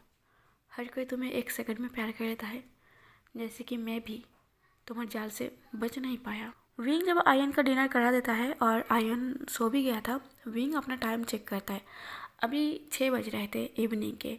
विंग सोचता है हॉस्पिटल 8 बजे बंद होगा तो 2 घंटे में वो शायद अपनी माँ से मिलकर आ जाएगा और कुछ वक्त वो अपनी माँ के साथ बिता भी लेगा, उससे थोड़ा बहुत बात कर लेगा। ये सोच के विंग जल्दबाजी में वो लैंड मैंसन से निकलता है। जब विंग जा रहा था पैदल चल के गार्डन से होकर जब गुजर रहा था, वांगजी ऊपर रूम से विंडो से देख लेता है कि विंग कहीं जा रही है। वांगजी एक दिन नोटिस करता है, फिर सोचता है शायद उसका कुछ पर्सनल काम होगा, इसलिए वांगजी कुछ नहीं करता। अभी सीन को स्किप करके हम रात के टाइम दिखाते हैं। रात के टाइम वांगजी परेशान था सारी बातों को लेकर, वो कुछ उलझन में उलझे हुए थे जो सुलझ नहीं रहा था, इसलिए वांगजी सोने की कोशिश कर रहा था पर उसे नींद नहीं आ रहा था। अक्सर वांगजी रात को छत पर चला जाता है, क्योंकि जब भी वांगजी को नींद नहीं आता फिर कुछ बातें परेशान करते वो उसी जगह पर चला जाता है जहाँ पर अक्सर विंग और वांगजी खड़े होकर घंटों तक बात करता था। भले वांगजी ताना देकर बात करता था और भले विंग भी ताना देकर बात करता था, पर उन दोनों में बात होता था, क्योंकि वांगजी भले अपने मुँह से ना कहे पर वांगजी को विंग से बात करना अच्छा लगता था, इसलिए नफरत ही सही वांगजी विंग के साथ बात करता था। और वांगजी उस मेमोरी को अभी तक याद रखा है। वो छत पर जाता है पर जैसे ही वांगजी छत पर जाता है वो विंग को वहाँ पर देख लेता है और विंग को छत पर खड़े होते हुए देखकर वांगजी की फेस पर स्माइल आ जाता है और वो हंसते हुए विंग के पास आकर खड़ा होता है और कहता है, ये जगह तुम्हें अभी भी याद है? तभी विंग कहता है, हाँ मुझे तो याद है, मैं बस अपनी पुराने मेमोरी को देखने आया था यहाँ पर। क्या आज भी यहाँ पर जिंदा है वो मेमोरी? तब वांग जी कहता है तो तुमने क्या देखा, क्या वो मेमोरी अभी तक जिंदा है या फिर मर चुका है। तब विंग कहता है ये तो जीता जागता सबूत तुम हो, वो मेमोरी अभी तक जिंदा है। अभी भी तुम्हें अगर नींद ना आए तो तुम छत पर आ जाते हो और पहले की तरह देखो आज भी हमारा मुलाकात हो गया। तब वांग जी कहते हैं मुझे ऐसा क्यों लगता है कि तब भी तुम मुझसे बात करने के लिए यहाँ खड़े रहते थे और आज भी। विंग कहता है सोचने के लिए तो तुम कुछ भी सोच सकते हो, तुम्हारा दिमाग है तो तुम कुछ भी सोच सकते हो। वैसे मुझे आधी रात तक जागने का आदत है, तो मैं रूम पर घुटन महसूस होता है तो मैं छत पर आ जाता हूँ खुले आसमान के नीचे। तुम्हें पता है ना, मुझे खुला आसमान बहुत ज़्यादा पसंद है। वांग जी कहते हैं खुला आसमान तो मुझे पसंद था, तुम्हें तो वो चांद पसंद था ना, जो दाग और रोशनी के साथ भी वो बहुत खुश रहता है। विंग हंसते हुए कहता है वो स्टोरी तुम्हें अभी भी याद है। तो वांग जी कहता है हाँ याद तो है, पर उसका मीनिंग मुझे आज तक समझ में नहीं आया। विंग कहता है अगर तुम्हारे पास दिमाग होता तो तुम्हें समझ में आ जाता। वांग जी कहता है अगर दिमाग होता तो शायद आज मैं यहाँ पर खड़ा नहीं होता। विंग कहता है वैसे बताओ कौन सी उलझन में उलझे हुए हो तुम जो यहाँ पर आ गए। तब वांग जी कहता है मेरी उलझन तो तुम हो जो कभी सुलझेगा नहीं। विंग कहता है खैर छोड़ो, मेरे इस घर पे आना ही तुम्हारे लिए उलझन है मुझे पता है, बस आयुन के लिए तुमने मुझे यहाँ पर एलो की है। वांग जी कहता है वैसे आयुन तुम्हें डैड बनाना चाहता है, तुम उसका डैड क्यों नहीं बन जाते। विंग कहता है क्या आयुन का डैड बन जाओ, तुमने सोच भी कैसे लिया। वांग जी कहता है सोच भी कैसे लिया मतलब क्या है। आयुन तुम्हें ये पूछ रहा था क्या वो तुम्हें डैड कह के पुकार सकता है, इसलिए मैंने कहा कि आयुन के डैड क्यों नहीं बन जाते। ऐसा बोलकर वांग जी कुछ सेकंड तक चुप हो जाता है। कुछ सेकंड तक चुप होने के बाद कहता है ओह सॉरी, शायद मैंने कहने में थोड़ा गलत कर दिया। मैं ये कह रहा था आयुन तुम्हें डैड कह के पुकारना चाहता है, तुम उसे डैड कह के पुकारने क्यों नहीं देते। मैंने ऐसे कहा तुमसे शादी में सपनों में भी नहीं करूँगी। विंग कहते हैं और करने कौन चाहता है, तुम तो ऐसे बोल रहे हो कि मैं शादी करने के लिए मरे जा रही हूँ। वांग जी कहता है हाँ तुम शादी करने के लिए ज़रूर मरे जाओगे अगर मैं तुम्हें मुंह मांगे पैसा दूँ तो। पैसों के अलावा तुम कुछ नहीं करते थे, पैसा तुम्हारे लिए बहुत ज़्यादा इंपॉर्टेंट है। अगर मैं तुमसे कहूँ कि मैं तुम्हें बहुत सारा पैसा दूंगा तुम मुझसे शादी कर लो, शायद तुम मुझसे शादी भी कर लो। विंग कहता है सच में तुम्हारा इतना घटिया सोच है। वांग जी कहता है मेरा घटिया तो सोच है, तुम खुद एक घटिया हो। विंग कहता है वांग जी तुम भूल रही हो, तुम मुझे यहाँ लाकर इंसल्ट कर रही हो। अगर मैं यहाँ पर हूँ तो सिर्फ आयुन के लिए। वांग जी कहता है आयुन के लिए, हाँ तुम बस यहाँ पर हो तो बस आयुन के लिए। अगर आयुन तुम्हें नहीं चाहता तो मैं तुम्हें यहाँ पर नहीं लाता, कभी भी नहीं लाता। विंग कहता है और मैं सपनों में भी नहीं सोच सकता कि तुम मुझे यहाँ पर खुद की मर्ज़ी से लाओगे। एक काम क्यों नहीं कर देते, ये जो आयुन चाहता है इस चाहत को ख़त्म क्यों नहीं कर देते। तुम आयुन की जगह एक क्यों नहीं कह देते कि आयुन तुम्हारा और मेरा नाजायज़ औलाद है। जब आयुन ये बात सुनेगा वो मेरा ज़िद छोड़ देगा, शायद वो तुमसे पापा कह ले तुम पर तरस आके। तब वांग जी कहता है तुम कुछ ज़्यादा नहीं बोल रहे हो। विंग कहता है मेरी आदत है, मैं कुछ नहीं कर सकता, तुम कुछ भी बोलो और मैं कुछ भी खड़े होकर सुन लूँ, ऐसा हड़बड़ नहीं हो सकता। ऐसा बोल के विंग वहाँ से चला जाता है। विंग सीधे आयुन के रूम पर जाता है और वो आयुन के बेड पर लेट जाता है और वो आयुन को देखने लगता है। विंग आयुन को देखते हुए सोचता है अगर तुम्हारी बात ना होता तो मैं अभी इस घर को छोड़कर चला जाता। पहले मेरे पास मजबूरी था, अब मेरे पास कोई मजबूरी नहीं है, मैं बस हूँ बस तुम्हारे लिए। ऐसा बोल के विंग आयुन को हक करके सो जाता है और वांग जी थक के अभी तक वही खड़ा था। वांग जी को समझ में नहीं आ रहा था कि विंग को देख के उसे अचानक ही गुस्सा क्यों आ जाता है। सुबह होता है, सुबह होते ही जब विंग अपने काम के लिए जा रहा था वांग जी देखता है कि विंग जा रही है। वांग जी कहता है विंग तुम कहाँ जा रही हो। विंग कहता है मैं काम पर जा रही हूँ। वांग जी कहता है विंग तुम काम पर कैसे जा सकते हो, तुम्हें आयुन के पास रुकना है। विंग कहता है हाँ मैं आयुन के पास रुक जाऊँगा, मैं हमेशा के लिए नहीं जा रही हूँ, मैं काम से वापस यहीं पर आऊँगा। तब वांग जी कहते पर नहीं, तुम एक पल के लिए भी आयुन को नहीं छोड़ सकते। विंग कहता है पर वांग जी मेरा काम में ज़रूरी है। तब वांग जी कहता है कोई ज़रूरी नहीं है, तुम्हें आयुन के पास रुकना ही पड़ेगा। ऐसा बोलकर वो विंग के हाथ पकड़ के उसे आयुन के रूम पर ले जाने लगता है और आयुन के रूम पर ले जाकर उसे वहाँ पर छोड़ देता है। और ईवन के सामने वांग जी कहता है तुम इसे एक पल भी नहीं छोड़ोगे, तुम यहीं पर रहोगे।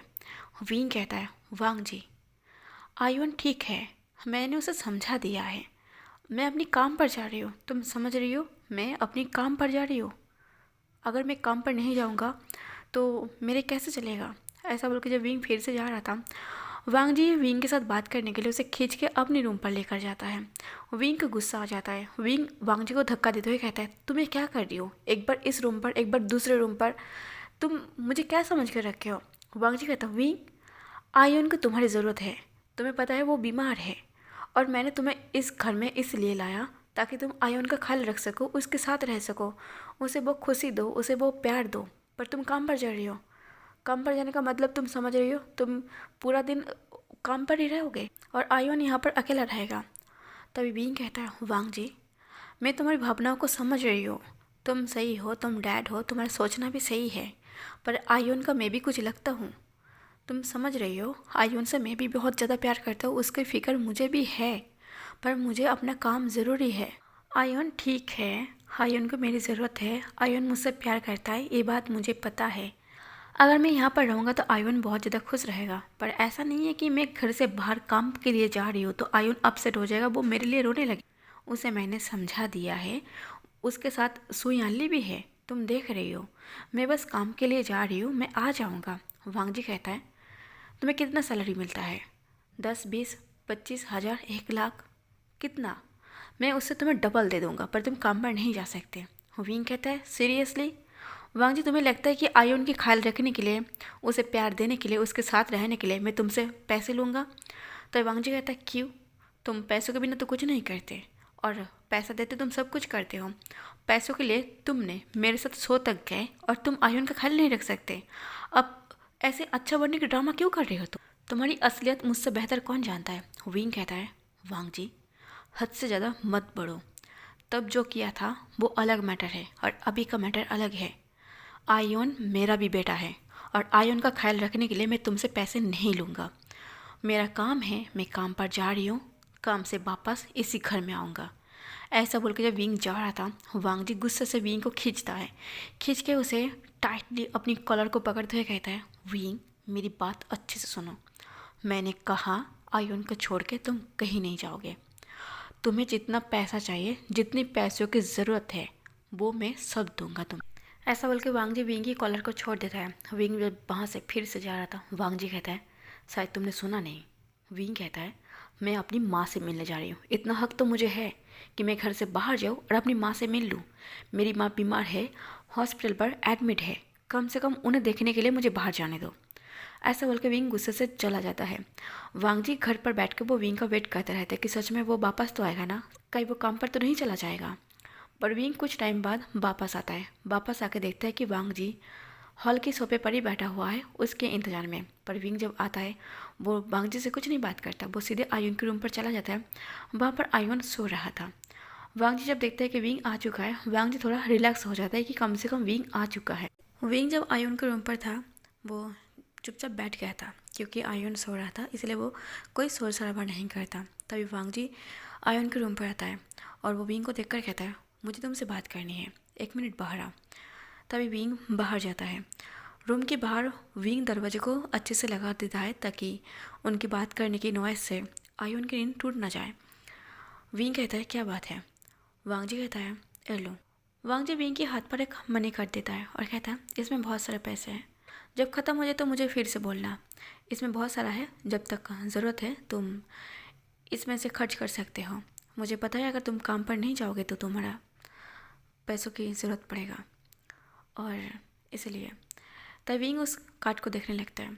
विंग तुरंत ही उस कार्ड को फेंकने ही जा रहा था, वांग जी उस हाथ को रोक लेता है और कहता है, ये क्या कर रहे हो। विंग कहता है, मुझे तुम्हारे पैसों की ज़रूरत नहीं है। वांग जी कहता है, तुम ये ड्रामा कब बंद करोगे, मैं तुम्हारे इस ड्रामा से परेशान हो रही हूँ, जबकि मैं तुम्हें अच्छे से जानता हूँ, मुझसे बेहतर तुम्हें कौन जानता है। विंग कहता है, तुम्हें छोड़ के मुझे सब लोग जानता है, बस तुम नहीं जानते मुझे। ऐसा बोलकर विंग रूम के अंदर चला जाता है। वांग जी हैरान से वहाँ पर खड़ा रहता है। इवनिंग के 6 बजे जब विंग आयुन को डिनर करा रहा था, डिनर करने के बाद जब आयुन को सुलाने की कोशिश कर रहा था, तब आयुन कहता है, अंकल मुझे वांग जी डैड के साथ सोना है। विंग कहता है, सच में तुम्हें उनके साथ सोना है। आयुन कहता है, हाँ मुझे वांग जी डैड के साथ सोना है। विंग कहता है, ठीक है, ये तो अच्छी बात है कि आप अपनी डैड के साथ रहना चाहते हो। मैं ये सुन के खुश हूँ कि आप उन्हें चाहते हो, फाइनली आपको उनका प्यार दिख रही है। तभी आयुन कहता है क्या मैं उनके रूम पे जाऊँ? तो विंग कहता है हाँ क्यों नहीं, तुम जा सकते हो। विंग कहता है यानली। यानली कहता है हाँ बताओ। विंग कहता है एक काम करो, आयुन को वांग जी के रूम पर छोड़ कर आओ। ऐसा बोल के विंग आयुन को और यानली को भेज देता है और दरवाजे के जाके यानली दरवाजे को नॉक करता है। वांग जी कहता है कौन है, अंदर आ जाओ, दरवाजा ओपन है। यानली दरवाजे को ओपन करके कहता है सर आयुन को आपके साथ सोना है। वांग जी ये सुनकर शॉक्ड हो जाते हैं और इवन अपनी नन्हे कदमों के साथ वो वांग जी के रूम पर कदम रखता है और यानली दरवाजे को बंद करके वो चला जाता है। जब इवन अपने कदम बढ़ा के वांग जी की तरफ आ रहा था तब वांग जी अपने रूम में ही बैठ के स्टडी कर रहा था। वांग जी एकदम के लिए शॉक्ड हो जाता है और वो अपने डेस्क से उठकर वो घुटने टेक के वो बैठ जाता है और वो आयुन का इंतज़ार करता है। आयुन जब धीरे कदमों के साथ वांग जी के पास जाता है एकदम के लिए वो वांग जी को हक कर लेता है और कहता है डैड मुझे आपके साथ सोना है, क्या आप मुझे सुला दोगे? तभी वांग जी आयुन को एकदम हक कर लेता है और वो आयुन को महसूस करता है फर्स्ट टाइम था कि वांग जी अपने बेटे को ऐसे गले से लगा रहा था। वांग जी की आंखें नम था। वांग जी कहता है आयुन तुम मेरे साथ सोना चाहते हो? आयुन कहता है अब मुझे सुला सकते हो? तभी वांग जी कहते हैं क्यों नहीं। ऐसा बोल के वांग जी आयुन को अपनी गोद पर लेता है और उसे बिस्तर में मतलब बेड में लेटाते हुए वांग जी भी उसके साथ लेट जाता है। आयुन कहता है डैड क्या आप मुझे कोई स्टोरी सुना सकते हो? वांग जी मन में सोचता है स्टोरी, ये तो विंग को अच्छे से आता है। वांग जी थोड़ा हिचकिचाते हुए कहते हैं नहीं मुझे स्टोरी नहीं आता। तभी आयुन कहता है तो फिर आप एक सॉन्ग सुना दीजिए ताकि मुझे नींद आ जाए। वांग जी कहते हैं सॉन्ग, मुझे वो भी नहीं आता। तभी आयुन कहता है आप बहुत ज़्यादा बोरिंग हो। आयुन कुछ टाइम तक सोने की कोशिश करता है पर आयुन को नींद नहीं आ रहा था। ये देख के वांग जी भी थोड़ा परेशान हो रहा था कि आयुन को नींद नहीं आ रहा, उसे एक स्टोरी सुनाना चाहिए, एक सॉन्ग सुनाना चाहिए। वांग जी थोड़ा बहुत कोशिश करता है कि कुछ स्टोरी वो आयुन को सुना दे, पर अगर कोई सुना सुनाया स्टोरी भी होता तो वांग जी शायद कॉपी कर लेता, पर वांग जी को कोई स्टोरी पता ही नहीं है। बचपन से वांग जी को कोई स्टोरी सुना के या फिर सॉन्ग सुना के नहीं सुलाया था। वांग जी जब जन्म लिया था, वांग जी की जन्म लेते ही कुछ साल बाद वांग जी की मॉम की डेथ हो गया था, जो वांग जी को याद भी नहीं है। उसके बाद लानकुरान ने एक और भी शादी किया था, पर लानकुरान इतना स्ट्रिक्ट इंसान है कि उनके साथ वो लड़ी नहीं रह पाया। वो वांग जी को छोड़कर चला गया जब वांग जी 10 साल का था और वांग जी शायद इसलिए और भी ज़्यादा रूड और गुस्सैल है। और जैसे ही लानकुरान ने दूसरा शादी किया था, पर वो औरत भी वांग जी को बिल्कुल ही पसंद नहीं करता और उसे माँ जैसा प्यार नहीं देता था। एक नॉर्मल इंसान की तरह बस उसका ख्याल रखता था जैसे कि उसका आंट हो। तो वांग जी ये सारी चीज़ों से बहुत ज़्यादा अनजान है, वांग जी को कुछ नहीं पता। वांग जी भी जब परेशान हो रहा था तब आयुन कहता है पर डैड मुझे नींद नहीं आ रहा, मुझे लगता है मुझे अंकल के पास जाना चाहिए। तो वांग जी कहता है तो तुम अंकल के पास सो गए? तभी आयुन कहता नहीं मैं अंकल के पास नहीं सोने वाला, मैं उनको इस रूम पे बुलाने वाला हूँ क्योंकि आज मुझे आपके साथ सोना है और मुझे नींद नहीं आ रहा। अगर अंकल यहाँ पर आएगा और मुझे स्टोरी सुना देगा तो शायद मुझे नींद आ जाएगा। वांग जी एकदम के लिए चौंक के उठ के बैठता है और कहता है क्या? तब आयुन कहता है क्या मैंने कुछ गलत बोल दिया? ऐसा बोल के आयुन थोड़ा डरावना फेस लेके वो बैठ जाता है, जिसकी वजह से वांग जी को समझ में आ रहा था कि आयुन शायद उसकी ऐसी अचानक ही उठकर बैठने से बुढ़ा चुका है। तभी वांग जी थोड़ा नॉर्मल वॉइस में और सॉफ्ट वॉइस में कहता है मेरा मतलब है क्या तुम अपने अंकल को इस रूम पर लेकर आओगे एक ही बेड पर?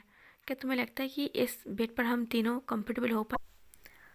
वांग जी कहते हैं आयुन तुम एक काम करो, तुम अपनी अंकल के रूम पर चले जाओ, मुझे कोई दिक्कत नहीं है। तभी आयुन कहता है पर मुझे आपके साथ सोना है, क्या मेरे लिए आप इतना नहीं कर सकते, अंकल को इस रूम पर नहीं बुला सकते?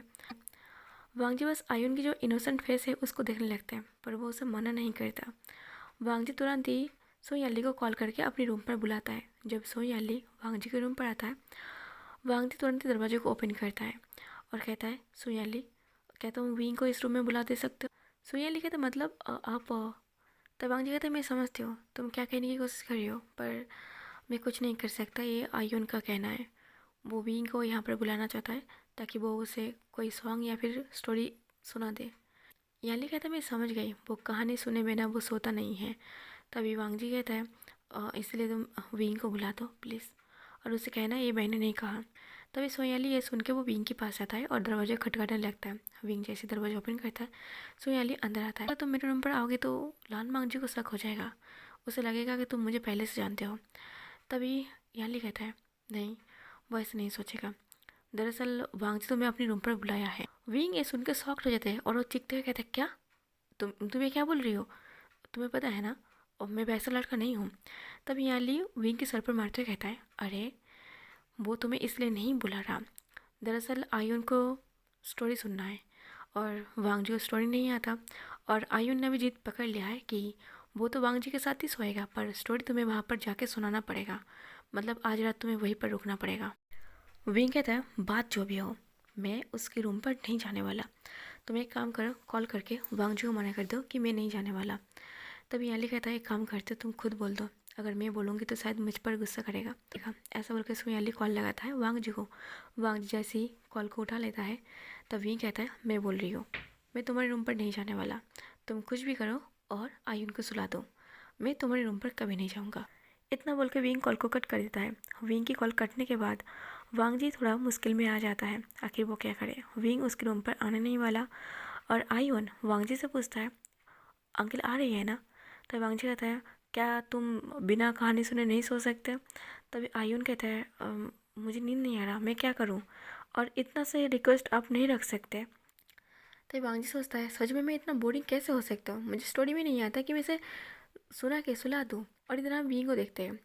सोयाली कहता है, विंग तुम अच्छे से सो जाओ, अब मैं जाता हूँ, गुड नाइट, अपना ख्याल रखना। ऐसा बोल के सोयाली चला जाता है और विंग अपनी जब दरवाज़ा लगाने ही वाला था तब वांग जी फिर से दरवाज़ा खटखटाने लगता है। विंग जैसे ही दरवाज़ा खोलता है देखता है वांग जी दरवाजे में खड़ा है। विंग कहता है, ओह तुम। ऐसा बोल के विंग अपने रूम के अंदर चला जाता है और बेड पर जाके बैठ जाता है। वांग जी कहता है, विंग मेरे साथ मेरे रूम पर चलो। विंग कहता है, तुम्हारा दिमाग खराब है, तुम बोलोगी और मैं तुम्हारे साथ आ जाऊँगा। वांग जी कहता है, विंग मैं नहीं बुला रहा, ईवन बुला रही है। तब विंग कहता है, आयुन बुला रही है, आयुन जो बोलेगा तुम वही करोगे, क्या तुम खुद से कोशिश नहीं कर सकते? अगर उसे स्टोरी सुनना है, क्या तुम कोई स्टोरी नहीं सुना सकते? तो वांग जी कहते हैं, मुझे कोई स्टोरी नहीं आता। विंग कहता है, ओके फाइन, तुम्हारे पास कोई बुक नहीं है क्या जो तुम पढ़ के सुनाओ? वांग जी कहता है, मैं कोई स्टोरी बुक नहीं पढ़ता, फालतू की चीज़ें। विंग कहता है, वाह, ये सारी फालतू की चीज़ें हैं, तो काम का लायक कौन सा चीज़ है तुम्हारा? वांग जी कहता है, विंग ज़्यादा चपड़ चपड़ मत करो और मेरे साथ मेरे रूम पर चलो। विंग कहता है, तुम मेरे साथ ज़बरदस्ती क्यों करते हो हर काम के लिए? वांग जी कहता है, मैं नहीं, आयुन कर रही है, मैं तुम्हें नहीं चाहता, मैं तुम्हें बर्दाश्त भी नहीं कर सकता, और तुम्हारा चेहरा देखना भी मेरे लिए एक पनिशमेंट जैसा है। ऐसा मत सोचना कि मैं तुम्हारे पास ज़बरदस्ती आ रही हूँ, और ऐसा भी मत सोचना कि तुम्हारे पास आना मुझे अच्छा लग रहा। विंग मन में सोचता है, बहुत ज़्यादा मुँह चलाता है, क्यों ना थोड़ा सा मज़ा चखा लो इसके साथ। विंग कहता है, अब तुम्हें मेरी ज़रूरत है, ये बात तुम मानो या फिर ना मानो, तो तुम थोड़ा अपनी बात लिहाज के साथ करो। वांग जी कहता है, लिहाज के साथ और तुम्हारे साथ? विंग कहता है, अगर मेरे साथ अच्छे से बात नहीं की तो मैं तुम्हारी बात नहीं सुनूंगा। आखिर में आयुन तुम्हारा बेटा है, मेरा कुछ नहीं लगता, मैं तो पैसे लेके यहाँ से चला गया था, और मैं कितना घटिया इंसान हूँ तुम्हें खुद भी पता है। वांग जी विंग की बात सुनकर थोड़ा सॉफ्ट हो जाता है। विंग कहता है, इतना हैरान होकर मत देखो, तुम मुझे ये बताओ कि प्लीज़ विंग मेरे साथ मेरे रूम पर चलो, तब जाके मैं तुम्हारे साथ जाऊँगा। वांग जी कहता है, प्लीज़ विंग मेरे साथ मेरे रूम पर चलो। तब विंग मन में सोचता है, अरे ये तो एक बार में मान गया, मुझे कुछ और कहना चाहिए। विंग कहता है, नहीं, ऐसे नहीं, ऐसे नहीं चलेगा। विंग कहता है, तुम थोड़ा नरमी वॉइस में हाथ जोड़ के बोलो, प्लीज़ विंग मेरे साथ मेरे रूम पर चलो। हाँ, हाथ ज़रूर जोड़ना। तब वांग जी विंग के सामने हाथ जोड़ता है और कहता है, प्लीज़ विंग मेरे साथ मेरे रूम पर चलो, आयुन हम दोनों का इंतज़ार कर रही है। तब विंग सोचता है, अरे ये तो हर बात एक बार में मान रही है, मुझे शायद और कुछ करना पड़ेगा इसे परेशान करने के लिए। तो विंग कहता है, अरे मुझे मज़ा नहीं आया। वांग जी कहता है, तुम्हें मज़ा नहीं आया? तो विंग कहता है, अरे तुम गुस्सा नहीं दिखा सकते, मैंने कहा ना, अगर तुम मेरे ऊपर गुस्सा दिखाए ना मैं तुम्हारी बात नहीं सुनूंगा। वांग जी अपनी गुस्से को बहुत कंट्रोल करता है, इतना कंट्रोल करता है कि वो बता नहीं सकता। विंग कहता है, एक काम करो, तुम घुटने टेक कर बैठो और फिर हाथ जोड़ो, फिर बोलो, विंग प्लीज़ मेरे साथ चलो और मेरी बात मान जाओ, क्योंकि मुझे तुम्हारी ज़रूरत है। वांग जी कहता है क्या इतना बोलना ज़रूरी है? विंग कहता है ज़्यादा मुंह मत चलाओ, मैंने जैसे करने के लिए बोला है वैसे ही करो। वांग जी तभी तुरंत ही वो घुटने टेक के बैठने ही वाला था, तब विंग तुरंत ही वांग जी की शोल्डर को पकड़ लेता है और उसे कहते अरे रुक जाओ। तब वांग जी कहते क्या हुआ? विंग मन में सोचता है अरे मैं कुछ भी कर सकता हूँ, तो मैं ऐसे झुकते हुए नहीं देख सकता, पर ये मैं तुम्हें बता भी नहीं सकता। तब विंग कहता है अरे बस करो, इतना करने की ज़रूरत नहीं है, अब मैं मान चुका हूँ। वांग जी कहता है नहीं, मैं तुम्हारे कदमों में गिर के, तुमसे सॉरी बोल के, तुमसे माफ़ी मांग के और रिक्वेस्ट के साथ मैं तुम्हें यहाँ से ले जाना चाहता हूँ। तब विंग कहता है अरे अरे इतने करने की ज़रूरत नहीं है। वांग जी कहते हैं क्यों नहीं, मैं करना चाहता हूँ, आखिर कितने आप महान हो, मुझे वो साबित करना है कि आप बहुत ज़्यादा महान हो। तब विंग कहता है तुम तो गुस्सा हो गए। वांग जी कहते बिल्कुल नहीं, मुझे ज़रा सा भी गुस्सा नहीं आया, मैं सच बोल रही हूँ। मैं तुम्हारे कदमों में गिर के मैं तुमसे माफ़ी मांगना चाहता हूँ कि मैं तुम पर गुस्सा किया और आई उनको तुम्हारी ज़रूरत है। पता नहीं वो कौन सा दिन था, कौन सा मनहूस दिन था कि आयन तुम्हें उस मॉल पर देख लिया और तुमने उससे प्यार से बात कर ली। तब विंग कहते हैं मुझे लगता है तुम बहुत ज़्यादा गुस्से में हो। विंग एक भी बात नहीं करता, वो सीधा वांग जी से आगे वांग जी के रूम पर पहुंच जाता है और वांग जी के बेड पर एक कॉर्नर में जाके बैठ जाता है। वांग जी बहुत ही गुस्से में आता है और दरवाजे को बहुत ही ज़ोर से गुस्से से पीट कर लगाता है, जिससे विंग को समझ में आ रहा था कि वांग जी कितना गुस्से में है। जब विंग बैठता है और आयुन भी बैठा हुआ था, तब वांग जी कहता है आयुन अब तुम चैन से स्टोरी सुनो। ऐसा बोल के वांग जी वो अपनी बेड पर बैठता है और वो अपनी ईयरफोन को अपनी कान पर लगा लेता है और लाउड स्पीकर में सॉन्ग लगा लेता है ताकि विंग कोई भी स्टोरी उसे सुन ना पाए। विंग समझ गया था कि वांग जी उसे इग्नोर कर रही है, उसका कहानी नहीं सुनना चाहता। विंग कहता है आयुन तुम्हें कहानी सुनना है? आयुन कहता है हाँ। विंग कहता है तो फिर तुम एक काम करो, तुम्हारे डैड के कान से वो ईयरफोन निकालो ताकि वो भी मेरी कहानी सुने और सो जाए। तुम चाहते हो ना कि तुम्हारा डैड सो जाए? विंग की बात सुन के इवान वो जल्दी से वांग जी के कान से वो ईयरफोन हटा देता है। वांग जी अपनी आंखें खोलने से पहले वांग जी को लगा था ये विंग होगा, इसलिए वो बिना देखे ही वो पहले चिल्ला देता है जो इवान था। जैसे ही वांग जी चिल्ला देता है और कहता है तुम मुझे परेशान क्यों कर रही हो, और इवन को लगा कि वांग जी उसे कहा है। इवन तुरंत ही रो पड़ता है। इवन को रोता है देख के विंग गुस्से से चिल्लाते कहता है वांग जी तुम कितना वाहियात इंसान हो, तुमने एक छोटे बेबी को रुला दिया, इतना ज़्यादा चीखने की क्या ज़रूरत है? तो वांग जी कहता विंग मुझे लगा है तुम हो, इसलिए मैंने तुम पर चिल्लाया, तुम कुछ ज़्यादा नहीं बोल रही हो? विंग कहता वाह मैं ज़्यादा बोल रही हूँ, तुम एक बच्चे के ऊपर इतना ज़ोर से चिल्ला रही हो कि आयुन रो रही है, तुम देख रहे हो आयुन कितना ज़्यादा रो रही है। आयुन तो बीच में रो ही रहा था वांग जी और विंग के बीच में, और आयुन अपना रोना बंद नहीं कर रहा था। और वांग जी कहता विंग प्लीज़ चुप हो जाओ और आयुन को चुप कराओ। विंग कहता है मैं क्यों चुप कराओ, तुम उसका डैड हो, तुम चुप कराओ। तभी वांग जी कहता प्लीज़ आयुन चुप हो जाओ। आयुन और भी रो रहा था। विंग कहता है देखा तुम कितना डरावना इंसान हो, तुम्हारी ऐसा कहने से वो और भी ज़्यादा डर के रो रही है, तुम इंसान बहुत ज़्यादा बुरे हो। जब विंग नॉनस्टॉप ऐसे बोले जा रहा था तब वांग जी तुरंत ही विंग के मुंह पर हाथ रख देता है और कहता है तुम कुछ ज़्यादा बोल रही हो विंग, इतना ज़्यादा मत बोला करो। तब विंग अपने हाथ को हटाते हुए कहता है मैं ज़्यादा बोल रही हूँ, मैं ज़्यादा बोल रही हूँ, तुम्हें सच में लगता है कि मैं ज़्यादा बोल रही हूँ? तुमने आयुन को रुला दिया। तब वांग जी कहता है तुम कुछ ओवर रिएक्ट नहीं कर रही हो? विंग कहता बिल्कुल भी नहीं। वांग जी गुस्से से तुरंत ही वो विंग की बाल को मुट्ठी में पकड़ के खींचता है और कहता है तुमने मेरा बहुत सर खा ली, अगर तुमने एक और लफ्ज़ बोला ना तो मैं तुम्हारे मुंह पर थप्पड़ मार दूंगा। तब विंग तुरंत वांग जी के बाल को अपनी मुट्ठी में पकड़ के खींचता है और कहता है अगर तुमने मेरे बाल नहीं छोड़ा तो मैं तुम्हारे मुंह पर थप्पड़ मारूंगा, पहले मेरे बाल छोड़ो फिर बात करना। वांग जी कहते हैं नहीं पहले तुम मेरा बाल छोड़ो। विंग कहते हैं नहीं पहले तुम मेरा बाल छोड़ो, तुम मेरे बाल खींचने की कोशिश कैसे की? इतने में आयन डर जाता है क्योंकि आयन को चुप करने की बजाय विंग और वांग जी वो दोनों ही लड़ रहा था बच्चों की तरह। आयन उन दोनों के बीच में से वो भाग के रूम से बाहर जाता है और बाहर से रूम को लॉक करा देता है। रूम को लॉक करने के बाद वो सीधा सोई अली के पास चला जाता है और इधर वांग जी और विंग एक दूसरे के बाल को छोड़ता है जैसे आयन चला गया था। तभी वांग जी कहता विंग ऐसी चाइल्डिश हरकतें क्यों करते हो, देखा आयन डर गया।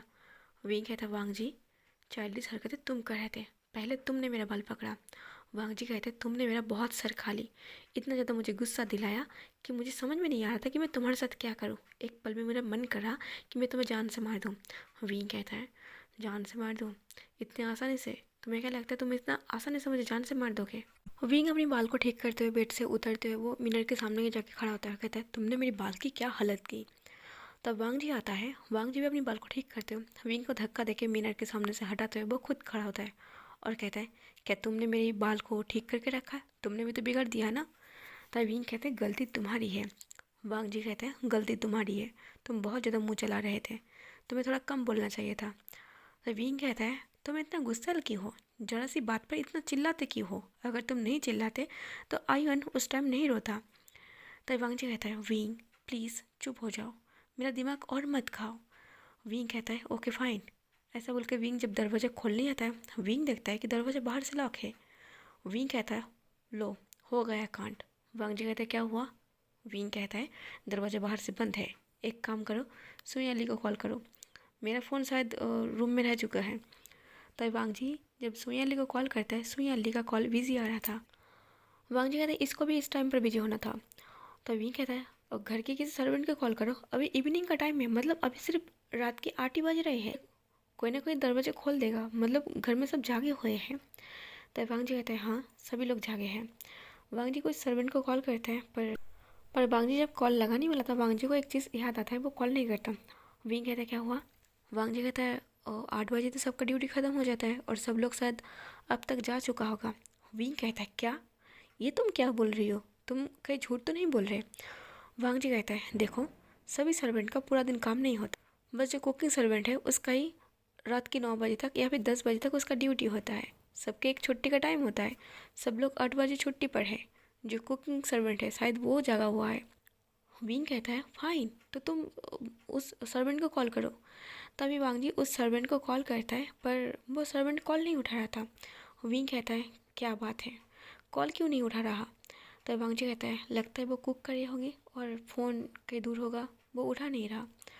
विंग कहता है मुझे ऐसा क्यों लगता है, ये सोचे समझे एक जाल है, मुझे जाल में फंसाया जा रहा। वांग जी कहता है जैसे कि मैं तुम्हारी इज्जत को लूटना चाहता हूँ बिना पैसों की।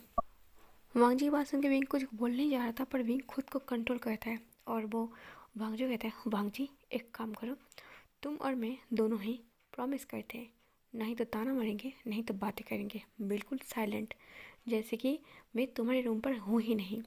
वांग जी कहता है सही कहा तुमने। तब विंग कहता है वैसे ये रूम कब खोलेगा, मतलब डिनर के लिए बुलाएगा था ना? तब वांग जी कहता है जब तक डिनर टाइम नहीं होता तब तक शायद तुम्हें यहीं पर रुकना पड़ेगा। ऐसा बोल के वांग जी अपनी स्टडी पर बैठ जाता है, वो विंग से बिल्कुल भी बातें नहीं करता और विंग बस बेड पर लेटे लेटे वो बोर हो रहा था, वो कुछ ना कुछ उटपटांग हरकतें करता रहता है क्योंकि वो बहुत बोर हो रहा था। विंग कहता है सच, विंग सोचता है कम से कम मैं अपनी फ़ोन ले आता तो थोड़ा मेरा टाइम पास हो जाता। वांग जी कहता है इतना परेशान होने की ज़रूरत नहीं है, डिनर 9 या फिर 9:30 में ही बुला लेगा। विंग कहता है तुम भूल रही हो, मैंने कहा था तुम सोचो मैं इस रूम पर हूँ ही नहीं। वांग जी साइलेंट हो जाता है, चुप हो जाता है। डिनर टाइम हो जाता है। डिनर टाइम पर फाइनली वांग जी का रूम का दरवाज़ा ओपन होता है बाहर से। तब विंग कहता है थैंक गॉड कोई तो आया। ऐसा बोल के विंग तुरंत ही उस सर्वेंट के ऊपर चिल्लाने लगते हैं और कहता है तुम कहाँ थे, तुम्हें कॉल किया था ना? तभी वो कहता है सॉरी मैं तो कुकिंग कर रहा था। विंग जल्दी से रूम से बाहर जाता है। वांग जी देख के हैरान था, जिस तरह विंग इस रूम से बाहर गया था ऐसा लग रहा था कि उसका दम यहाँ पर घुट रहा था। वांग जी थोड़ा सा अपसेट होता है और मन में सोचता है क्या मैं इतना बुरा इंसान हूँ जैसे तुम्हारा यहाँ पर दम घुट रहा था। डिनर वगैरह सब कुछ तो कंप्लीट हो जाता है, आयन तो कब का सो गया था। विंग भी डिनर वगैरह सब कुछ कंप्लीट कर लिया था, रात के 12 बज रहे थे। विंग छत पर वो बहुत ज़्यादा बेचैन होके मतलब इधर उधर कर रहा था, वो चक्कर काट रहा था। तो ये वांग जी आता है। विंग कहता है ओह तुम आ गए? वांग जी कहता है हाँ मैं आ गया। ऐसा बोल के वांग जी वही बेंच पर बैठ जाता है और कहता है तुमने बुलाया था, क्यों बुलाया था? क्या तुम्हारा झगड़ा करके पेट नहीं भरा जो तुमने फिर से मुझे बुला ली झगड़ा करने के लिए? विंग कहता है हर टाइम तुम मुझे बस गलत ही समझते हो ना। वांग जी कहता है ठीक है बताओ, मुझे बहुत ज़ोर से नींद आ रही है। विंग कहता है हाँ मैं कह रहा था कि मैं कल यहाँ से जा रही हूँ। वांग जी कहता है विंग फिर से वही बात लेकर बैठ गए। विंग कहते पहले मेरी बात को सुन लो, यहाँ पर मैं हूँ और हम दोनों एक दूसरे से बिल्कुल भी नहीं बनता और हमेशा झगड़ा हो रही है, आज जो हुआ एक कभी नहीं होना चाहिए। वांग जी कहते हैं आज क्या हुआ था? विंग कहता है तुम भूल क्यों रही हो, आज इवनिंग को हम दोनों के बीच में बहुत ज़्यादा बड़ा वाला लड़ाई हो गया जो आयुन के सामने ही हुआ था। आयुन के सामने हम ऐसे लड़ नहीं सकते। विंग कहता है इसलिए मैं चाहता हूँ कि मैं इस घर को छोड़कर चला जाऊँ और साथ में आयुन को लेकर जाऊँ। वांग जी कुछ बोलने जा रहा था पर विंग बोलने का मौका नहीं देता। विंग कहता है तुम बिल्कुल भी परेशान मत हो, मैं आयुन का पूरा ख्याल रखूँगा जब तक आयुन ठीक नहीं हो जाता तब तक, और जब आयुन ठीक हो जाएगा मैं आयुन को सही सलामत तुम्हारे घर में यहाँ पर मैं देकर जाऊँगा। तो वांग जी कहते हैं पर विंग ऐसे नहीं हो सकता, भले मैं आयुन का डैड हूँ पर इस घर का मेंबर मेरा डैड है, वो इस बात के लिए नहीं मानेगा। विंग कहता है भले ही इस घर का मेंबर तुम्हारा डैड हो, तुम्हारा पेरेंट्स हो, पर तुम आयुन के पेरेंट्स हो। आयुन को लेकर तुम जो भी डिसीजन लोगे उस पर सिर्फ तुम्हारा हक है क्योंकि तुम आयुन का डैड हो, और हम दोनों यहाँ पर ऐसे नहीं रह सकते। तुम देख रहे हो ना हम दोनों की हर वक्त लड़ाई हो रही है। विंग ऐसा बोल के वो वांग जी के सामने सीधा खड़ा था। वांग जी बस विंग की फेस को देख रहा था और विंग वांग जी की फेस को देख रहा था। विंग इसलिए देख रहा था कि वांग जी क्या कहेगा। वांग जी कहता है तुम यही चाहते हो, मतलब तुम आयुन के यहाँ से लेकर चले जाओगे और मैं क्या करूँगा। विंग कहता है तुम क्या करोगे, मैं भी आयुन को छोड़ के रहा ना, 3 साल तक रहा, तुम समझ रही हो, और मैं कुछ दिन के बात कर रही हूँ।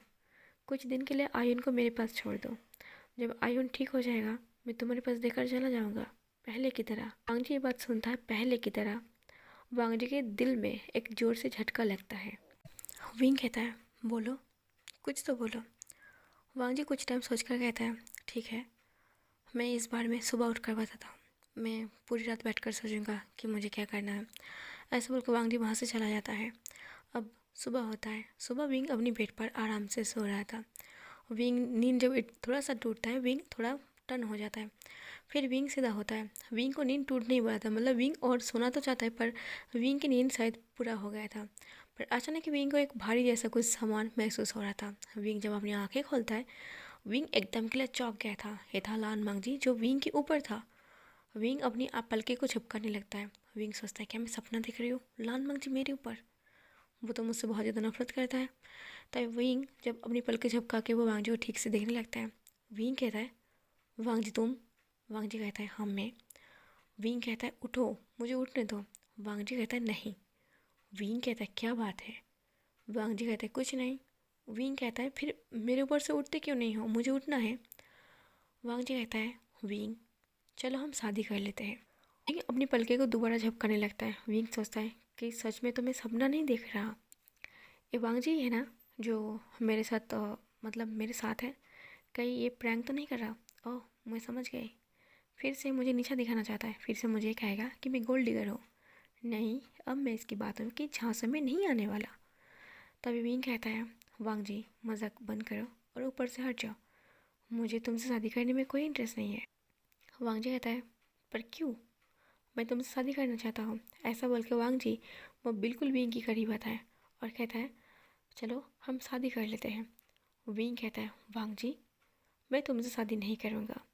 विंग मन में सोचता है सच में इंसान कितना ज़्यादा बेवकूफ़ है और मुझे बेवकूफ़ बनाना चाहता है, मतलब नीचा दिखाने के लिए कुछ भी कर रही है, मेरे करीब भी आ रही है। वांग जी को थोड़ा सा दूर करता है और कहता है क्या चाहिए बताओ, तुम मेरे साथ ऐसा बिहेव क्यों कर रही हो, मतलब ऐसी बातें क्यों कर रही हो, ये बात सच नहीं है मुझे पता है। वांग जी कहता है अगर सच हुआ तो। विंग कहता है सच हुआ तो, अगर सच हुआ तो मैं तुमसे शादी नहीं करूँगा, मैं बोल रही हूँ।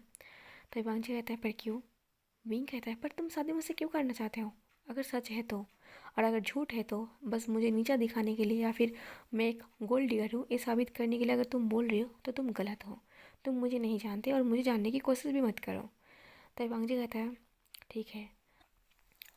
ऐसा बोलकर जब वांग जी हट रहा था वांग जी को एक चीज़ नोटिस आता है।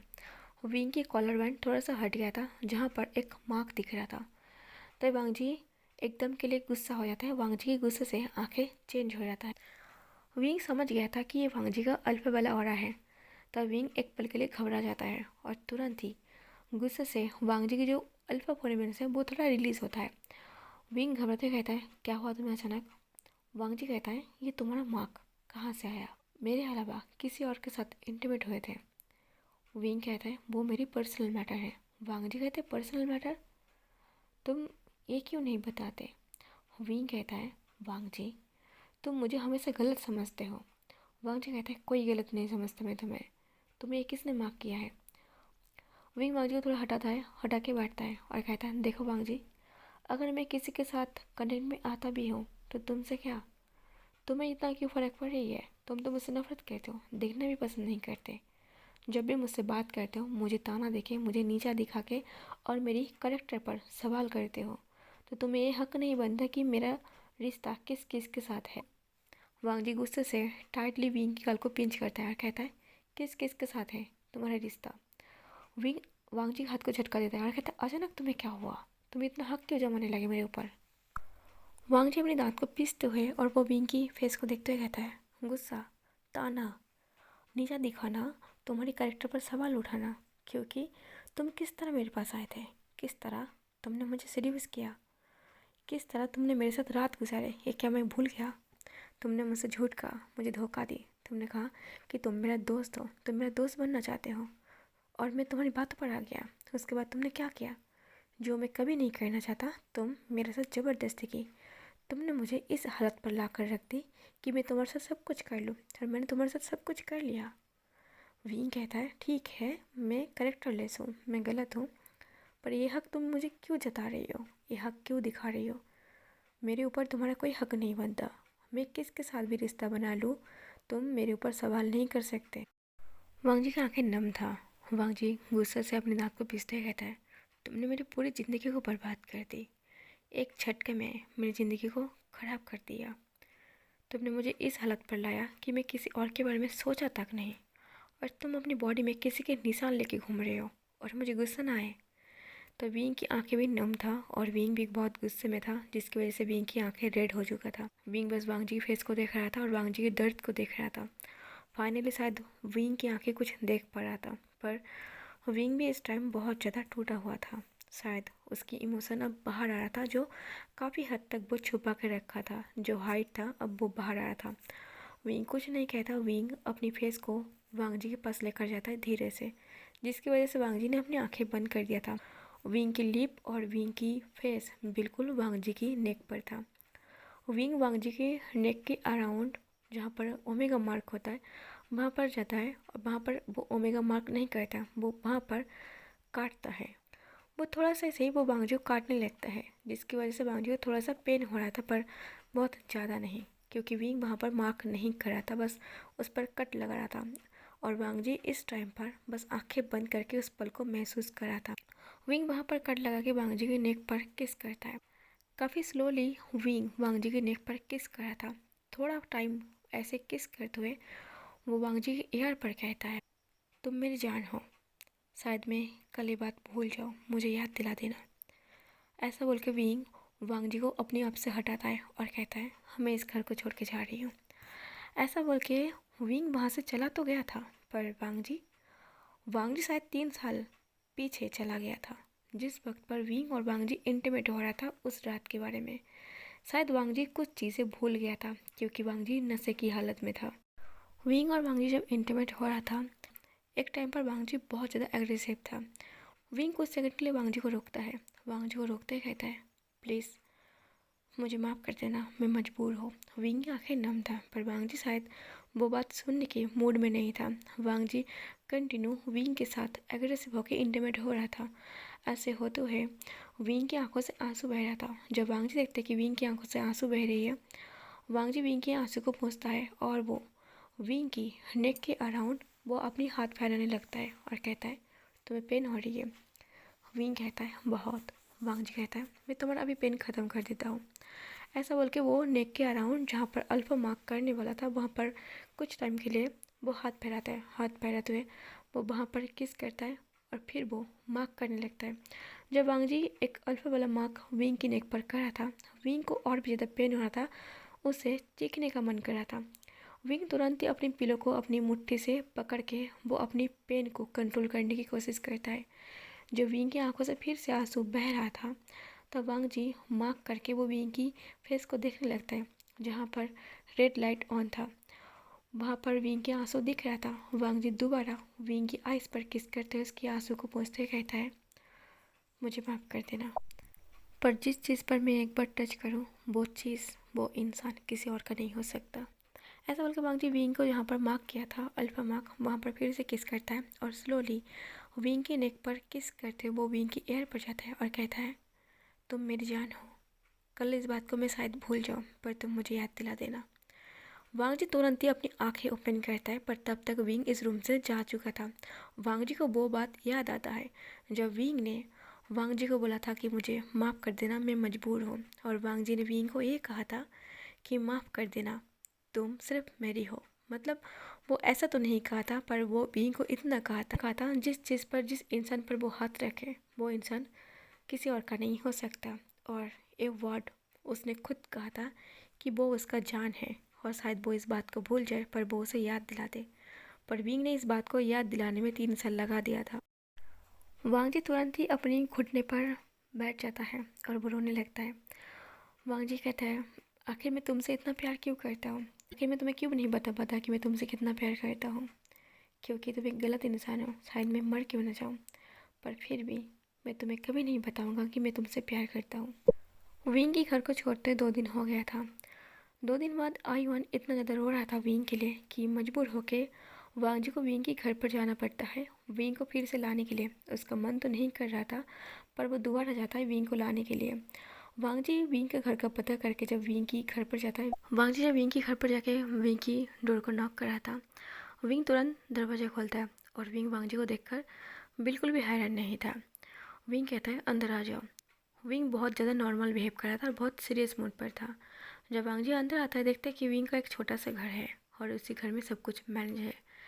तभी विंग कहता है, बैठो, कुछ चाहिए? तभी वांग जी कहता है, नहीं कुछ भी नहीं चाहिए, मैं तुम्हें लेने आया हूँ। विंग कहता है, मैं समझ गया। वांग जी कहता है, आयुन बहुत ज़्यादा रो रहा, मैं समझ सकता हूँ कि तुम मेरे साथ रहना पसंद नहीं करते, मतलब उस घर में रहना पसंद नहीं करते, तो कुछ दिन मैं तुम्हारे सामने भीख मांगने आया हूँ फिर से रहने के लिए। विंग कहता है, भीख मांगने की ज़रूरत नहीं है और आयन को रोने दो, उसे कुछ नहीं होगा। वांग जी कहता है, विंग तुम ऐसे कैसे कह सकते हो, तुम भी उससे प्यार करते हो जहाँ तक मुझे पता है। विंग कहता है, मैं भी आयन से बहुत ज़्यादा प्यार करता हूँ और मानो या फिर ना मानो आयन को मैं खुद का बेटा मानता हूँ, चाहे पैसों के लिए ही सही। ये गलती सब तुम्हारा ही है। वांग जी कहता है, मेरा गलती है। विंग कहता है, अगर तुम्हें अपने डैड के मुंह पर बात करना नहीं आता तो तुम्हें जिद भी पकड़ कर नहीं रहना चाहिए था। जितना चीखना चिल्लाना तुम आयुन के ऊपर करते हो ना, अगर 1% भी अपने डैड के ऊपर चीखते चिल्लाते तो शायद तुम्हें आज ये दिन नहीं देखना पड़ता। वांग जी को कुछ समझ में नहीं आता कि विंग उसे क्या कह रहा है। विंग कहता है, अगर तुम इतना जिद्दी नहीं बनते तो लान कुरन को तुम्हारी रूम तक भेजने के लिए ओमेगा खरीदना नहीं पड़ता या फिर ओमेगा को ढूंढना नहीं पड़ता। वो तुम्हारे लिए एक सरोगेटर मदर ले आता, सरोगेटर मदर से तुम्हारा काम चल जाता। पर तुम कोई बेबी इस दुनिया में नहीं लाना चाहते, इसलिए मजबूरन मिस्टर लानकरन को ऐसा एक ओमेगा ढूंढना पड़ा जो तुम्हें सीड्यूस कर सके, ज़बरदस्ती वो प्रेग्नेंट हो जाए, तुम्हारे बच्चे की माँ बन जाए। और वैसे ही मैंने किया, पैसों के लिए। बात क्लियर था। अब तुम्हें मेरी कोई ज़रूरत नहीं है, ना तो मुझे तुम्हारी कोई ज़रूरत है।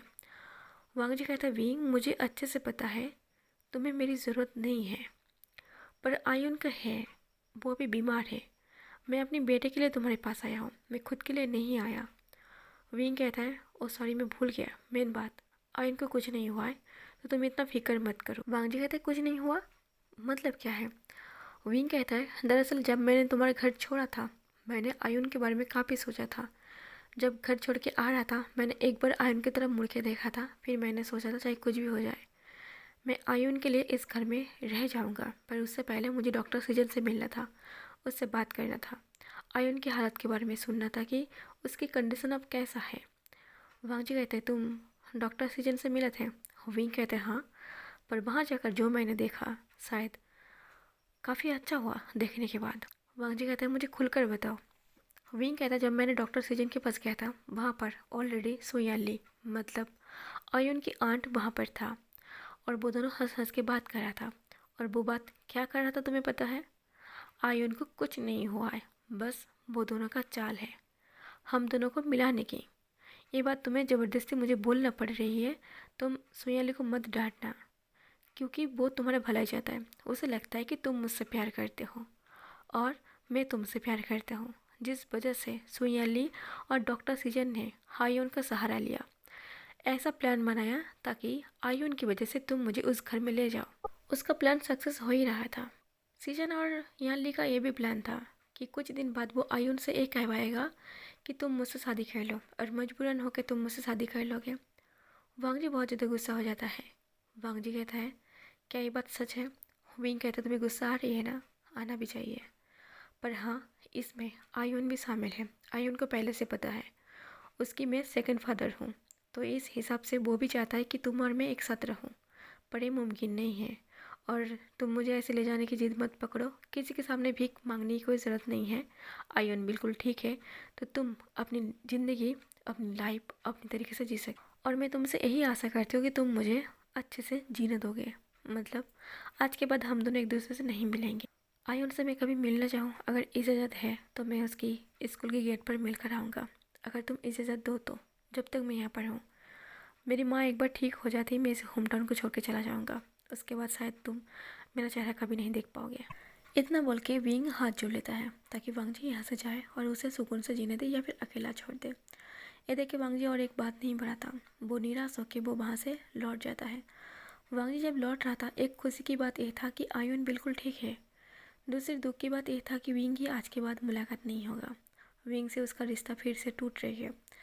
भले ही वांगजी ना चाहता है कि वो विंग को बताए कि वो उससे प्यार करता है, पर उसका दिल अंदर से टूट रहा था विंग से फिर से अलग होने के नाम पर वांगजी गुस्से में अपने घर जाता है। वो सोयाली से मिलता है। वांगजी बहुत ही गुस्से से सोयाली की हाथ पकड़ के उसे रूम पर ले जाता है और कहता है, मिस यानली, तुमने इतना बड़ा झूठ हमसे क्यों बोला आयुन के बारे में? तुम समझ पा रही हो आयुन को लेकर मैं कितना ज़्यादा परेशान था? तुम दोनों मिल के मेरे साथ ऐसे झूठा नाटक की। आयुन बीमार है, सीरियसली, इतनी बड़ी झूठ एक छोटे बच्चे को लेकर। और हाँ, तुमने ये क्या गलतफहमी पाल ली कि विंग मुझसे प्यार करता है? तब याली कहता है, क्या आप विंग से प्यार नहीं करते? तभी वांगजी कहता है, नहीं। याली कहता है, आप झूठ बोल रही हो। वांगजी कहता है, तुम कहाँ से इतना गलतफहमी पालते हो? याली कहता है, मैं आपसे एक बात बताऊँ, शायद आपको पता नहीं है। आपके पास जो विंग आया था, क्या आपको सच में नहीं लगता कि विंग की कोई मजबूरी था? वांगजी एकदम के लिए चुप हो जाता है। याली कहता है, कि आपको पता है मैं कौन हूँ? मैं विंग का दोस्त हूँ, कॉलेज फ्रेंड। और यहाँ पर मुझे किसने भेजा आयुन की आंट बना के? विंग ने, ताकि वो आयुन के बारे में पता कर सके, उसकी हालचाल पूछ सके। आपको क्या लगता है विंग 3 साल से ऐसे चुपचाप बैठा था अपने बेटे से बिना मिले? वो हर महीने संडे को मुझे कॉल करता था। मैं उसे कॉल पर बताता था कि आयुन कैसा है, उसका वीडियो दिखाता था मैं। आपको नहीं लगता कि विंग आयुन से बहुत ज़्यादा प्यार करता है? और आयुन को ये भी पता है कि विंग उसका डैड है, और ये सच मैंने बताया है, बस आप दोनों के लिए। वांगजी थोड़ा सा भी गुस्सा नहीं दिखाता, पर वो याली से अच्छे से पूछता है, तुम खुलकर बताओ क्या बोलना चाहते हो? जो भी बोलोगी सच बोलोगी, क्योंकि तुम पर मैं भरोसा करती हूँ। तुम जितना बोलोगे मुझे तुम्हारी बात पर उतना ही भरोसा होगा। याली कहते हैं, दरअसल विंग जब अपनी होम टाउन छोड़कर गया था, सभी दोस्त विंग की नाराज़ हो गया था, क्योंकि विंग ने किसी को वजह नहीं बताया था कि आखिर वो अपना होम टाउन क्यों छोड़ रही है। बस एक मैं ही था जो उसका साथ दिया था।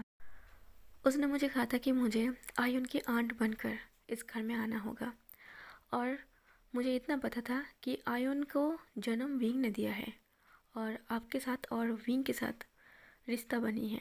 पर आप दोनों में रिश्ता क्यों बनी है? अगर आपने शादी नहीं किया तो आप दोनों के रिश्ता क्यों बना? मुझे बहुत सारा कुछ जानना था, क्योंकि विंग ने मुझे बस इतना ही बताया था कि वो प्रेग्नेंट है, और जब उनका बेबी जन्म लेगा उनके बेबी की आंट बन के मुझे आपके घर में आना होगा।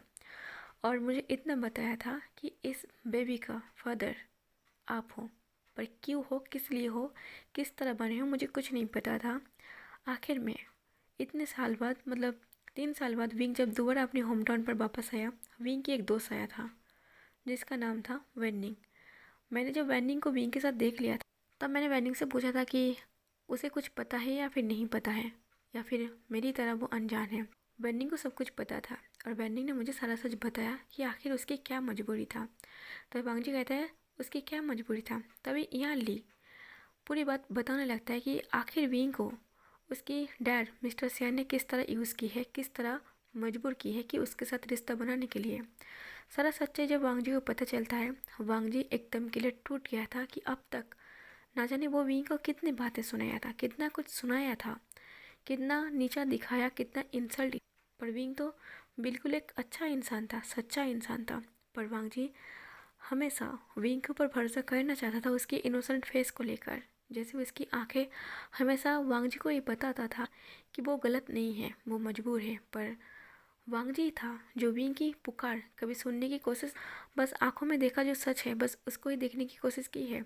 अंदर विंग की अंदर की चीज़ों को वो कभी देखने की कोशिश नहीं की। इतने सारा बात सुन के वांग जी टूट गया था, वो खुद से ही रिग्रेट कर रहा था। वांग जी इतना ज़्यादा रिग्रेट था। वांग जी को रिग्रेट हालत में देख के यहाँ लिखे थे, आप इतना क्यों सोच रही हो, जो भी कुछ हुआ है आपकी गलती नहीं है। तब वांग जी कहता है, क्या विंग मुझे माफ़ करेगा अगर मैं विंग से माफ़ी मांगूँ तो? तब याली कहता है, विंग मेरा दोस्त है, वो दिल का बहुत अच्छा है, साफ दिल का है, वो आपको माफ़ कर देगा। वांग जी कहता है, क्या विंग मुझसे सच में प्यार करता है, क्या तुम्हें पता है? याली कहता है, मैंने उसकी आंखों में देखा है, मुझे सच में नहीं पता विंग तुम, मुझे ये बात नहीं पता विंग आपसे प्यार करता है या फिर नहीं करता है। बस इतना पता है कि आप दोनों की आंखों में एक दूसरे के लिए प्यार दिखता है। मुझे लगता है आप दोनों के अंदर प्यार हो या फिर ना हो, आयन के लिए आप दोनों को एक हो जाना चाहिए, आप दोनों को शादी कर लेना चाहिए। ये जो नाजायज़ रिश्ता है इसको जायज़ बना लेना चाहिए।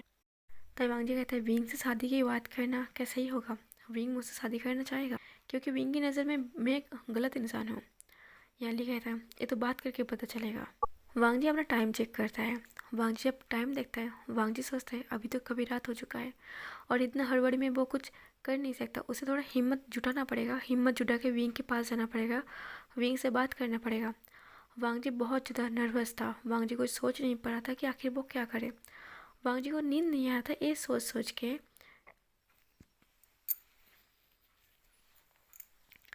कि वो विंग से कैसे बोले कि वो उससे शादी करना चाहता है, क्या विंग उससे शादी करना चाहेगा।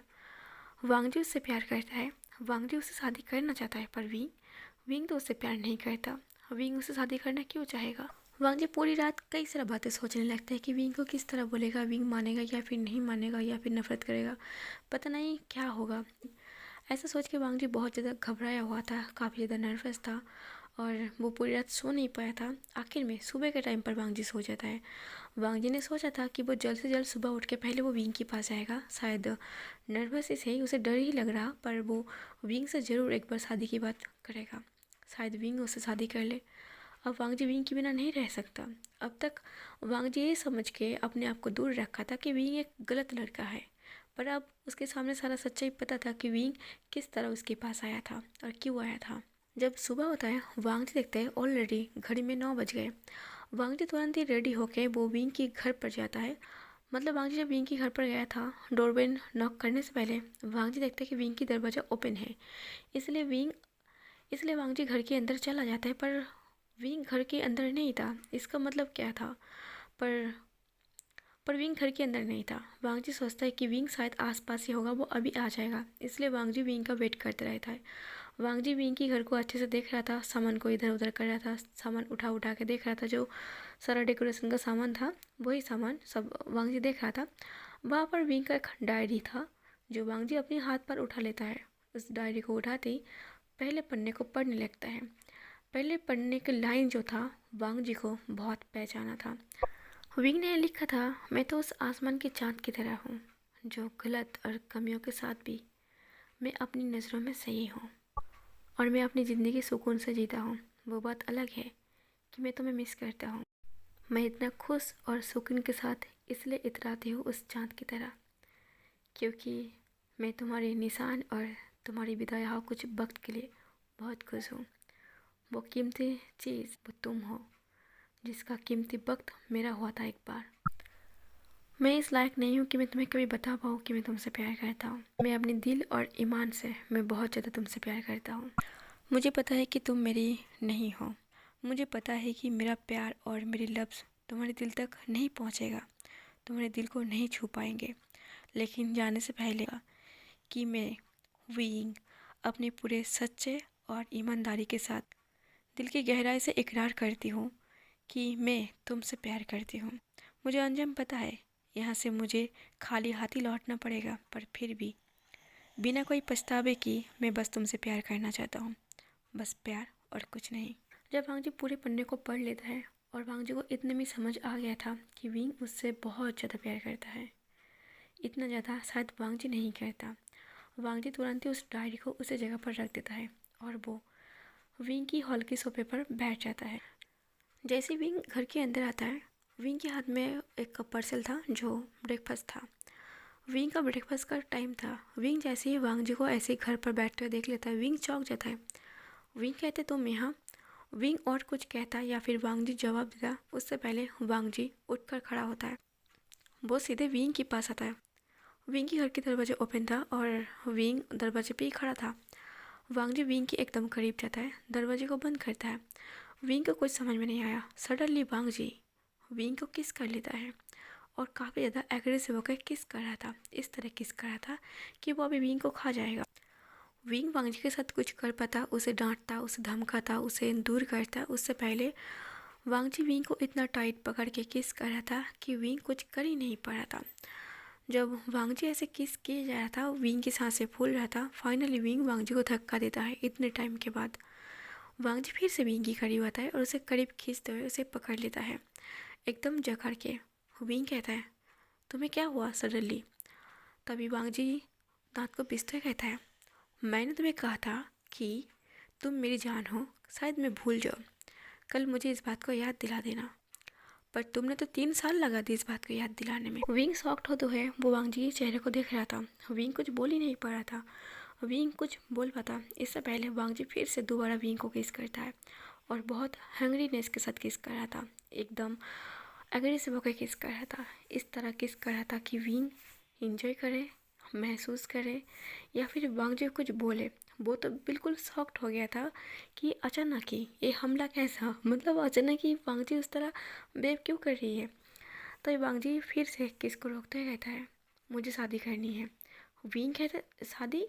वांग जी कहता है हाँ मुझे तुमसे शादी करनी है और मैं तुम्हें पूछ नहीं रही हूँ, मैं तुम्हें बता रही हूँ कि मैं तुमसे कल शादी करूँगा। विंग कहता है शादी। पर वांग जी कहते हैं पर कुछ नहीं, मुझे बस शादी करना है और तुमसे ही करना है।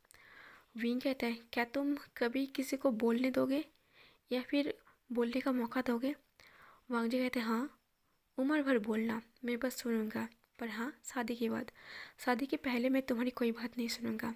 विंग कहता है ऐसे कैसे, ऐसे कैसे मैं तुमसे शादी कर लूँ। वांग जी कहता है मैंने बोला ना, मैं तुमसे पूछ नहीं रहा, बस मैं ये कह रही हूँ कि मैं तुमसे कल शादी करूँगा, तुम्हें रेडी रहना होगा, मतलब मैं खुद आकर तुम्हें रेडी करूँगा। विंग कहता है पर तुम्हारा डैड वो क्या करेगा। तो वांग जी कहता है मैं उन्हें बताने नहीं वाला हूँ कि मैं तुमसे शादी कर रही हूँ। विंग कहता है मतलब तुम छुप के शादी करोगे। वांग जी कहता है छुप के नहीं, मैं बस बताने नहीं वाला, क्योंकि मैं इतना इम्पोर्टेंट नहीं समझता कि मुझे अपने डैड को बताना चाहिए। मैं तुमसे शादी करूँगा, शादी करने के बाद सीधे मैं तुम्हें अपने घर पर लेकर जाऊँगा, वो देख लेगा कि मैंने शादी कर ली है। तब विंग कहता है कुछ तुम ज़्यादा नहीं सोच रही हो, ये कुछ ज़्यादा नहीं हो गया। वांग जी कहता है कुछ ज़्यादा नहीं। ऐसा बोल के वांग जी तुरंत ही विंग को दोबारा फिर से किस करने लगता है। विंग कहते वांग जी थोड़ा रेस्ट लिया करो और तुम मेरे बिना इजाज़त की मुझे ऐसे किस कर रही हो। वांग जी कहता है तुम पूरा का पूरा मेरा हो तो मैं तुमसे परमिशन क्यों लूँ। ऐसा बोल के वांग जी उसे हाथ पकड़ के खींच के उसे मॉल पर ले जाने लगता है और दिन भर वांग जी कई सारा शॉपिंग करने लगता है। इतना सारा शॉपिंग कर रहा था, इतना सारा चीज़ें खरीद रहा था कि विंग को समझ में नहीं आ रहा था। वांग जी का मन कर रहा था कि पूरा दुकान, पूरा मॉल, पूरा ज्वेलरी सब वो खरीद के सब विंग को दे दे। फाइनली अगले दिन शादी था, जैसे कि वांग जी बोला था कि वो किसी को नहीं बताएगा वो शादी कर रही है, मतलब इतना ज़रूरी नहीं है, बस शादी करना ज़रूरी है।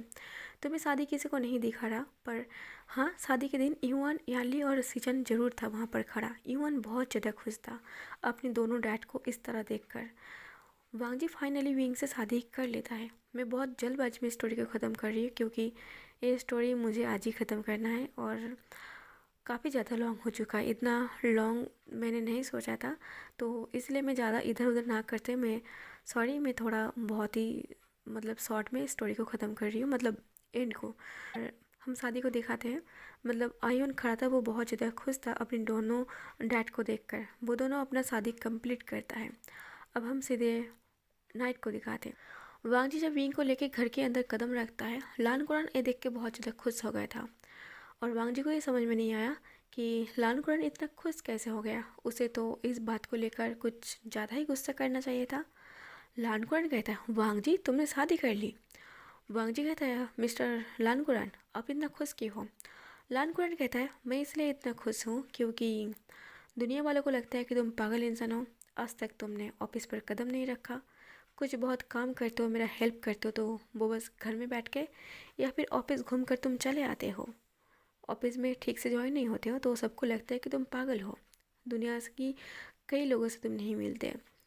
आज जब तुमने शादी कर ली तो ये साबित हो गया ना कि तुम पागल नहीं हो। वांग जी मन में सोचता है, अभी भी बस अपना फ़ायदा ही देख रही हो, पर कोई बात नहीं, कम से कम अब इस बात का खिलाफ तो नहीं हो। वांग जी कहता है, चलो मैं इस बात पर खुश हूँ कि आप खुश हो, मैंने विंग से शादी कर ली। लानकुरान कुछ नहीं कहता, वो तो खुश हो जाता है कि उसके बेटे ने शादी कर ली। फाइन। वांग जी कहता है, विंग चलो हम रूम पर चलते हैं। ऐसा बोल के जब वांग जी विंग के हाथ पकड़ के जाने की कोशिश कर रहा था, मतलब जा ही रहा था, तब वांग जी और विंग दोनों ही आयुन की तरफ देखने लगता है, जो बहुत खुश होकर साइड पर खड़ा था। तभी वांग जी और विंग दोनों ही आयुन की तरफ हाथ बढ़ा देता है। वो अपनी बेटे को कैसे भूल सकता है। आयुन जल्दी से वो अपनी दोनों डैड के पास जाता है। बीच में आयुन खड़ा था। आयुन के दोनों हाथ एक तरफ से वांग जी और एक तरफ से विंग पकड़ के रखा था। और ये देख के सी चैन और सो यानली बहुत ज़्यादा खुश था। इधर वर्निंग भी खुश था कि फाइनली उसके दोस्त ने शादी कर लिया था। मतलब विंग ने खबर दिया था जब वो विंग और वांग जी और आयुन अपनी रूम पर था, बेड पर था, मतलब इवनिंग का टाइम था। तो अभी आयुन को सोने का टाइम था और आयुन और विंग और वांग जी तीनों ही बेड पर था, मतलब उन दोनों के बीच में फिर से लेटा हुआ था। आयुन को विंग स्टोरी सुना के सुला रहा था और जिस वक्त पर विंग स्टोरी सुना रहा था तब वांग जी बस विंग की फेस देख रहा था। इससे विंग थोड़ा कंफर्टेबल हो रहा था, मतलब अनकंफर्टेबल हो रहा था, पर विंग कुछ नहीं कह पाता आयुन के सामने। विंग कंटिन्यू आयुन को स्टोरी सुना रहा था जब तक वो सो नहीं जाता और वांग जी बस विंग की फेस को एक नज़र से देख ही रहा था। फाइनली आयुन सो जाता है। तब विंग कहता है, वांग जी बस करो। तब वांग जी कहता है, विंग आज हमारा फर्स्ट नाइट है। विंग शर्मा के अपनी आंखें को झुका लेता है। वांग जी कहता है, आज हमारा फर्स्ट नाइट है, क्या तुम आयुन को ऐसे बीच में लेके सोने वाले हो। विंग कहता है, अब मैं क्या ही कर सकता हूँ, आयुन हमारा बेटा है, हमें इनका भी ख्याल रखना चाहिए। वांग जी कहता है, सही कहा तुमने। ऐसा बोल के वांग जी कहता है, चलो। विंग कहता है, कहाँ इतनी रात को। वांग जी कहता है, वही जहाँ से हमारा प्यार और नफरत सब कुछ शुरू हुआ था, आज भी वहाँ जिंदा है। विंग कहता है, छत पर आज तो हमें सुकून की नींद आने वाली है, पर आज तुम छत पर क्यों जाना चाहते हो। वांग जी कहता है, हम उस जगह को नहीं भूल सकते, वहाँ पर तुमने फर्स्ट टाइम मुझे इजहार किया था। विंग कहता है, मैंने कभी इजहार किया था तुम्हें। वांग जी कहता है, कुछ बातें मत करो, अभी मेरे साथ लड़ो मत, मैं अच्छे मूड में हूँ। विंग कहता है, वांग जी इसका मतलब मैं तुम्हारा मूड ख़राब करता हूँ। वांग जी विंग की लिप पर किस कर लेता है और कहता है, बिल्कुल नहीं। ऐसा बोल के वांग जी उठ के खड़ा होता है और विंग भी उठ के खड़ा होता है। वांग जी तुरंत ही विंग को अपनी गोद पर ले लेता है और वो विंग को अपनी गोद पर उठा के वो छत पर ले जाता है। छत पर जब विंग जाता है कि छत को बहुत खूबसूरती के साथ डेकोरेशन किया गया था। विंग बस छत को देख रहा था। वांग जी तुरंत ही विंग के सामने घुटने टेक कर बैठ जाता है और विंग को कहता है, आई लव यू, मैं तुमसे बहुत ज़्यादा प्यार करता हूँ और अभी से नहीं, पहले से। विंग ये सुन के हैरान था कि वांग जी उससे प्यार करता है। विंग को बस ये लगा था कि वांग जी उससे शादी करना चाहता है और शायद वो अभी अभी उससे प्यार करने लगा है, पर वांग जी काफ़ी टाइम से प्यार करता था उससे। वांग जी कहता है, ये मैंने तुम्हें कभी बताया नहीं था, मैंने तुम्हें कभी गलत समझा था, पर मैं तुमसे सच में बहुत टाइम पहले से प्यार करता था। क्या तुम मुझे एक्सेप्ट करोगे, तुम मुझे उम्र भर अपने दिल पर रखोगे। मैंने तुमसे शादी कर ली है, देखा जाए तो ये सारे शब्द की कोई ज़रूरत नहीं है, ये सारी बातें की कोई ज़रूरत नहीं है, पर शादी दो दिलों का बंधन है, दो दिलों का रिश्ता है। अगर तुम दिल पर पूरी तरीके से मुझे नहीं रखोगे तो मैं तुम्हारे दिल पर कभी नहीं रह पाऊँगा। इसलिए मुझे तुम्हारी ज़िंदगी पर और तुम्हारे दिल पर हक चाहिए। वांग जी की बात सुन के विंग थोड़ा इमोशनल हो गया था। विंग भी वांग जी के सामने घुटने टेक कर बैठ जाता है और वो वांग जी के लिप पर किस करते कहता है, मेरे दिल पर बस तुम्हारा हक है, तुम्हारे अलावा इस दिल पे किसी और का जगह नहीं है। और किसी और का जगह हो नहीं सकती। मरते दम तक शायद मैं तुमसे प्यार करना नहीं भूलूंगा। वांग जी भी विंग की मुँह से इतनी बातें सुनकर वो बहुत खुश हो जाता है। वैसे भी विंग को अपना प्यार साबित करने का कोई ज़रूरत नहीं था, क्योंकि वांग जी जानता है कि विंग उसे किस तरह प्यार करता है। वांग जी तुरंत विंग को किस कर लेता है और इसी हैप्पी एंडिंग के साथ मैं अभी इस एफएफ को यहीं पर ख़त्म करती हूँ। आई होप आप लोग को एफएफ पसंद आया होगा। तो हम सीधे ईद के बाद मिलते हैं, तो तब तक के लिए सबको मैं बाय बोल देती हूँ।